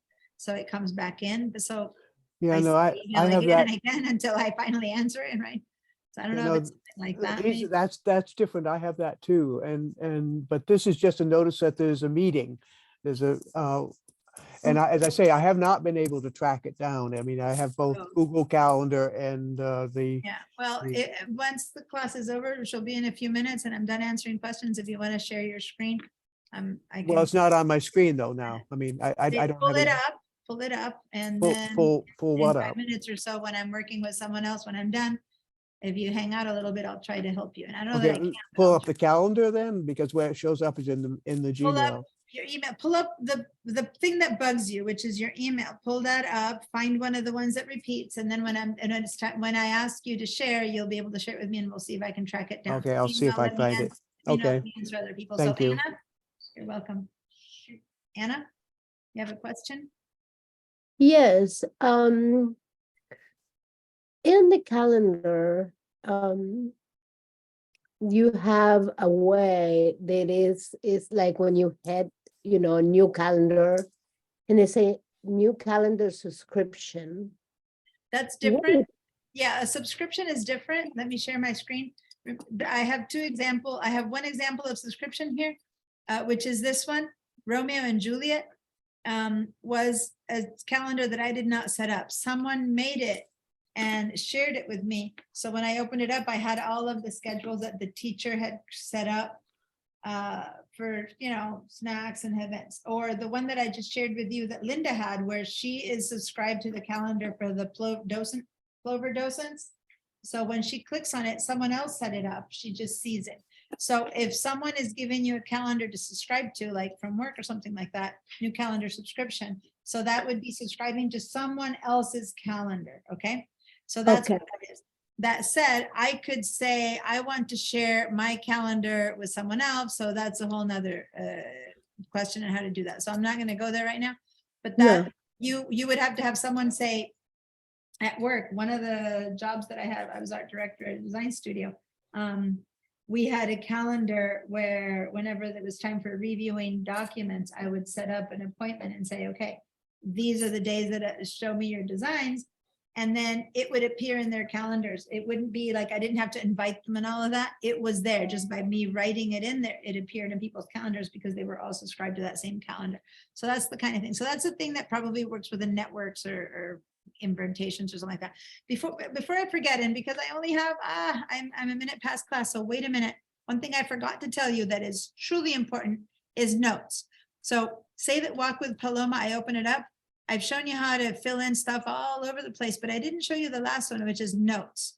So what if I want to make a note here, like bring her red coat that she left at home, right? So I'm making myself a note. Does that make sense for that appointment? Or maybe I can write the dog's name that she's walking is whatever Poochie, whatever. I don't know, dog names, right? That's her dog. So that I can make that under notes. And so later it doesn't show, it just says Walk with Paloma, but I want to say, what's that? And so I go over here and there, so for example, remember I just showed you that I have the check-in with jury duty appointment. I have a set at 5:30 p.m. I check in whether I have to go in the next day. I double click on my check with jury duty. If I had it, it's in my personal one. And I have here they send you a juror ID and a thing that you need to type in and a website. So I click on that website. So I'll put the website right there, which I think is juryservice.com or something like that. And then in the notes, I have my ID and my juror number. So basically I use from the calendar, okay? I click, here it says add URL. I think it's called jurorservice.com or something like that. I'm inventing it right now. And I already set it here under URL. And that's it. And so 2 days now in a row, I'll open up this appointment. I'll click on jurorservice.com. It takes me to that. And then here I have the notes. I copy the ID and I copy the da-da-da, and I check and it says, oh, no, yay, it's been saying, nope, you don't have jury duty tomorrow, right? So it's as simple as that, right? I had it under notes, I had it under Jervis, or things that you need to do online. Here you could also have Zoom, Mac Zoom class, and you guys who are at home, you can go to my email, copy the link for my Zoom class, okay? So see over here where this class is happening, you could go to the email address. You can copy, let me show you for a second. Let me open Safari I would like to know that. and let me reshare Let's see. I'm so- Um, this is on. I'm sharing my Safari with you guys. Hold on. I'll go to my email. And here's my invitation link for today's class, right? So here's the invitation that I sent you every morning. Oops. I can click on this link, copy it, or right click copy. I said copy with the Command C. I can go back to my calendar and I can go over here under URL right there, put the Zoom link. Oh, my God. And it'll ask me, put them on all of them. Yes, all future events. So there it is now. So now we only have 1 week left, but there it is, right? So next week, oh, here's the invitation, by the way, that Julie invited me to a class. Oh, let me finish this one. So now next week, when it's 9 a.m. and it's time to sign into the class, you don't need to go to my email. You go to your calendar, you do this and you click Zinc and that'll connect you to me. Because you put so any class you guys have, you can open it up and put that link in the over here under add notes. You had a choice of add URL. URL is where you put the Zoom link. Does that make sense? Amazing. Now it's a way to do it directly. What do you mean? That's directly. Like, no, I mean, you have to copy and paste. It's not a way to combine the two. From here, the way I send you the emails, no. If I had sent you an invitation to my Zoom link that then sets up at a calendar, I could, but there's so many people who take these classes all over that don't use the system that I just send you a link. So right click on the link, copy the link. It's very simple. Right click on the Yes, I link, did.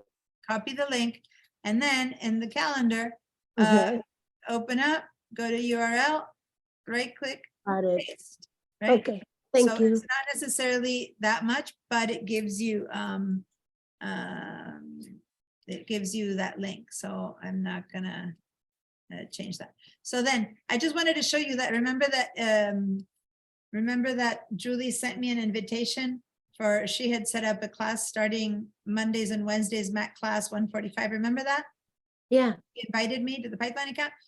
This is the invitation. See how it's lined like that?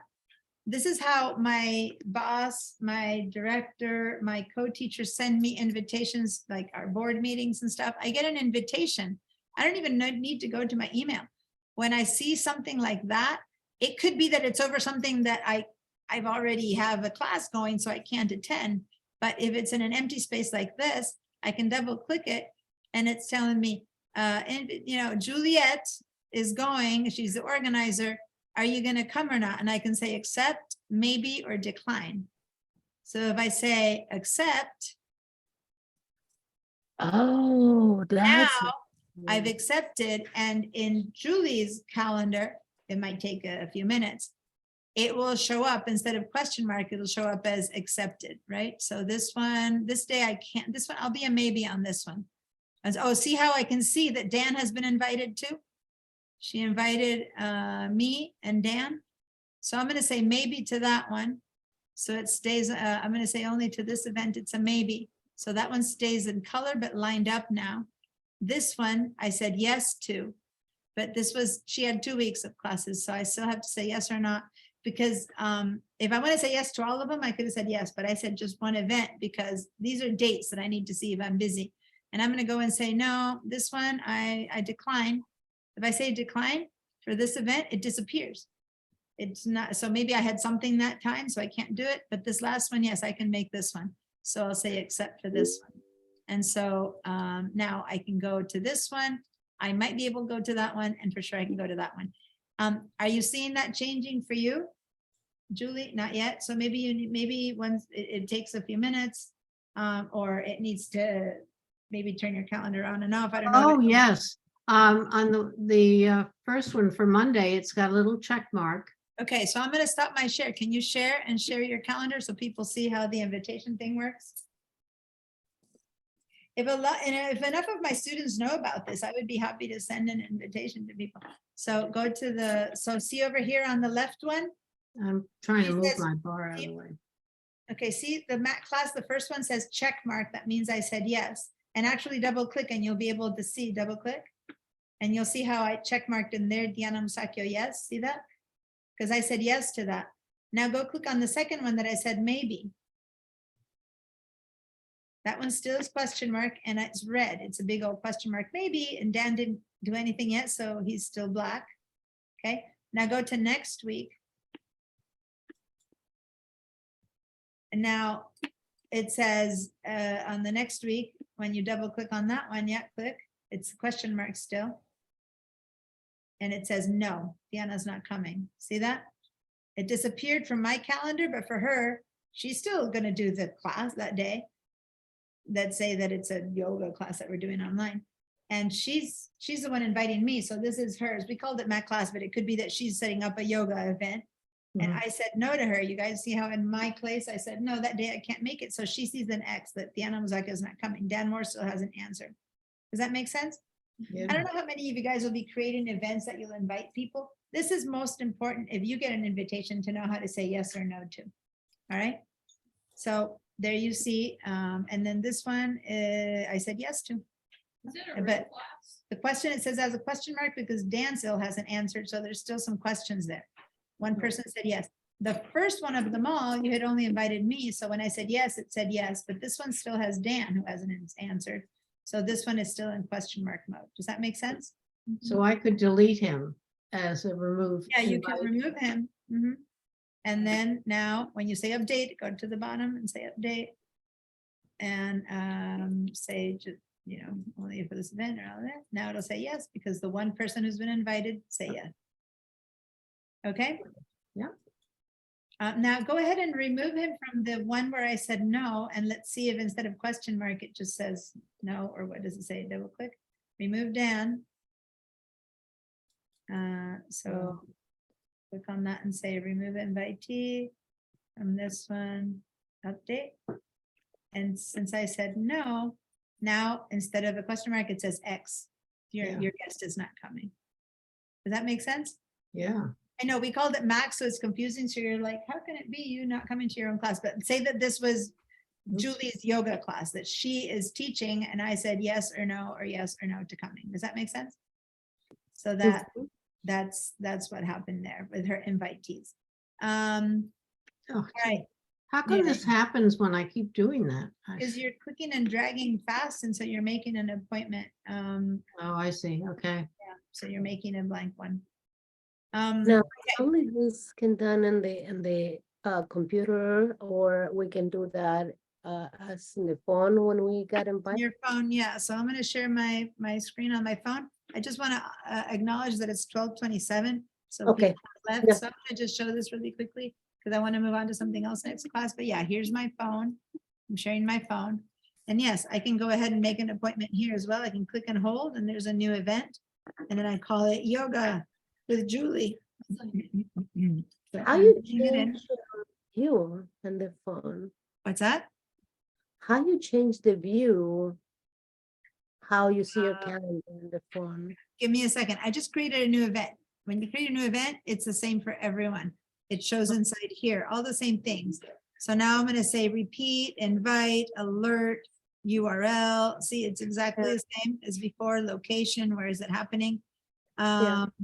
And so I can change to a different calendar, right? I can change, I can say repeat every week. What I didn't show you guys is when you say every month, you can click on custom. You can say frequency monthly. Sometimes you can say event will occur every 3 months or something like that. Yeah, happy Thanksgiving, you guys. But one thing that you can do is show it as, and this was, I think Becky's, someone had asked, I think it was Becky, about 2 days in front of, you can set something up for the second Thursday of every month, or, you know, when things are like every first Thursday, this happens, or every third Sunday, something happens. So you can do that. What you can't really do is 2 days before Thanksgiving, because Thanksgiving sometimes is on the 24th, sometimes is on the 25th, sometimes is on the 23rd, you know what I mean? So then. Thanksgiving is always on the fourth Thursday of the month. But you can, exactly, so you can also, so you can always do the fourth, so you wanted a meeting every 2 days before, so what you can do is you can set every fourth Tuesday. Is Tuesday 2 days before Thursday? Yeah, you can set up a meeting for every fourth Tuesday, right? So that's what you can do, so you can go over here and in your repeat, you can say every custom frequency yearly, right? And then day of the week, you could say fourth Tuesday every November. Does that make sense? Oh, wow. So now every fourth Tuesday, every November, so every year, every fourth Tuesday, you'll be reminded of something. Does that make sense? Mostly it's not yearly, it's more like every month, every like every first Thursday in Santa Barbara, the first Thursdays, right? Every month, first Thursdays, you want to remember to go out to first Thursday. So there you go. Now I have made an appointment for go to first Thursdays. You know, the event called First Thursdays, where you go out and they have galleries that are open and stuff like that. So now I have an appointment. Now I have and what time is that? It's like from, I think it's from like 4 or 5. And maybe it ends at 8 or 9, right? Something like that. So now I've added that. And now every Thursday, if I go to my, I'd set it up for Tuesdays, sorry. So I need to edit that and give it a Thursday appointment and say done. Save for future events. And now every Thursday, every fourth Thursday, which is what the 24th is, I'll have it. So now if I want to flip by 4 weeks, 1, 2, 3, 4, fourth, did I not set it up? Oh, because I had set it up for Tuesdays. So now it's showing up every Tuesday. Sorry, that's because when I first set it up, I said every fourth Tuesday. So let me go and back to that appointment, which was incorrectly set up. And I'll say edit, and it has to repeat every first. Oh, so this one's, it's just that I said, fix this one. I have to go, and I said only fix this one, save for future events. There we go. So now it's telling me that this is set up so that every Thursday from 4:45 to 9:45 repeats every Monday on the first Thursday. And I have it every month, sorry, on the first Thursday. So every first Thursday, I have that appointment now in my calendar. Does that make sense? So that's what's, and I think I set it up in a personal calendar. I'm looking for it in my computer and I don't think it's in my computer. What calendar? Let me edit. What calendar did I set it up? It's under work. So let me send it under pipeline. So I just set it under the, see here, the pipeline, I put it under my pipeline calendar so that it'll show on my computer. So that I can then share it with you guys, my computer. And I just set it up, so it takes a little bit of time. But I'll, if I wait, you know, a couple of minutes when the whole pushing thing happens on my computer for pipeline, you'll see that every first Thursday I'll get my appointment, there it is. It showed up already. What was that? Less than a minute. Here's my calendar. And here I have set up my first Thursday. You see that? I set it up on my phone and it already showed up in my calendar. Pretty cool. And if I go 4 weeks from now, 1, 2, 3, 4, there it is again. Okay. So I'm going to stop. I want to kind of stop sharing new things. Usually try during extra times to answer questions. And I had told Betsy that I would help her. Oh, but I guess I waited too long to answer her because Betsy had to leave. Oh well. Okay. Any other specific question you guys have around the calendar or how to set up things and how to make it work from your phone? When we share with someone, we've been linked for a long time, or it's just for one time only? And how we know we are sharing? I'm not sure what you mean. Like if I'm sharing my calendar with Julie, and I invite her in sharing. Oh, Now, yeah, you can stop the share. You're free to start the share, stop the share. but how how I found it? Let me see if I can share. I don't know if Pipeline allows me to share calendars. So I'm not sure that I can do that.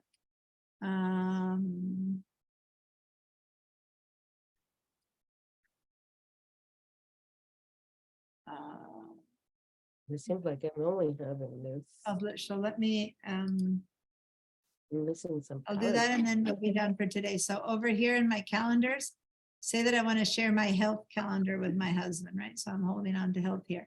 So I can go up to the top again where it says calendar and all of that. And it'll say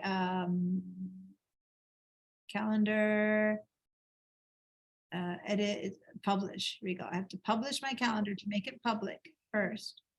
So I'll go publish and I'll create it and it'll have a URL of its own. Once I publish it, once I fill this out and publish it, then I'll be able to share it with people because it's really it goes through, it's online that it gets published. Okay.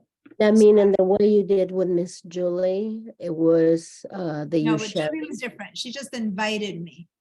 Okay, not but that's what sharing I'm the calendar. saying. How No, I you said share calendar, and so since I gave you the example of the shared calendar of the Plover, that they've had to share the calendar with all the different volunteers. misspoke. So that was share, yeah. Invite someone, she invited me, and I said no, but she can, like, she took Dan off, her husband, she had invited him and she took him off, so she can just not uninvite you, right? So she just did that to Dan. She said right click and remove Dan from the invitee list. So it's her invitation. She can say yes or no to it. I can change my mind though. I can also change my mind. And over here, I said that I'd go to this one, but now I can't go. So in my status, I can shift it to declined and it'll disappear from my calendar and she'll see how this one, I'm going to see for this one, it disappeared from my calendar. If she looks in her calendar, now it's gone. So she can stop inviting me or I can say, no, I'm not going to go now. So either way, we both can still go or not go to that appointment. I mean, it's her class. She probably still has to deal with God. Now, if I'm the only one invited to her yoga class, she might not hold it. But if she has 5 guests and 2 don't come, she'll still hold the class for 3 people, right? Or maybe she invited someone who is now not coming anymore. She'll uninvite them. That's her choice. The person who invites gets to invite or uninvite you. The person who accepts gets to accept or decline whenever they want. Okay.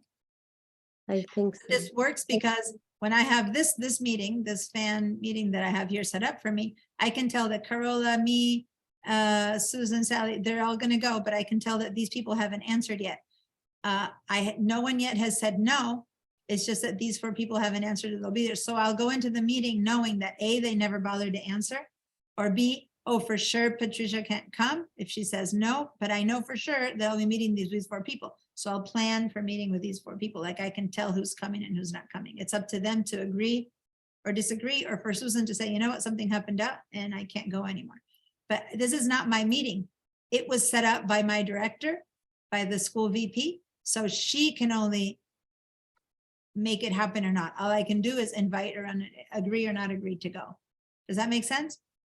If I don't agree to go, it'll disappear. If I agree, it goes because I have agreed, then it'll go and it'll be dark. And what I can do is I can set myself an alert. See, I set myself 3 alerts for this one. 1 hour ahead, I've already done that. 1 hour ahead, 2 hours ahead, and 10 minutes before. So 2 hours before, I'll go, oh, that's true, there's a meeting today. An hour before, I'll go, in about an hour, I need a meeting. And 10 minutes before, I'll like, okay, let me walk to the computer because it's a Zoom meeting and see, here's the Zoom link and the URL. And 10 minutes before, let me get my papers, open up my Zoom, be ready so that when the meeting starts, I've got all my, it's a work meeting, so I'll have all my paperwork with me and stuff like that. So that's me. I added the alerts myself. But the invitation is from them. Okay. So this day, which is on Thursday, which I am assuming then that this won't happen now that, it's December 1st. So, oh no, it's December 1st. So on December 1st, on Thursday at 1 p.m., 2 hours before, if I am somewhere out in the city, I'm like, oh, I need to make it home to be ready because in 2 hours I'm going to have a meeting. So I have to close up whatever else that I'm doing. So that's it. That's my alerts. Okay. Thank you, Deanna. This was wonderful. you. Finally You're making welcome. sense. Yeah, do some stuff in your calendars and tell me next week what did or didn't work. I wish I had been able to check in on Betsy's question about her repeated things, but for the most part, if it's an appointment, you can, she had email repeats. That's different. I don't know what that's all about. We'll find out, but yeah. Okay, have some fun, practice stuff. And if it works, great. And if it doesn't work, then ask me next week. Have a great Thanksgiving. Enjoy your weekend. Bye. Have a good Guys, next weekend. Tuesday. Have a good Thanksgiving. Okay, you Bye-bye. too. Bye. Bye.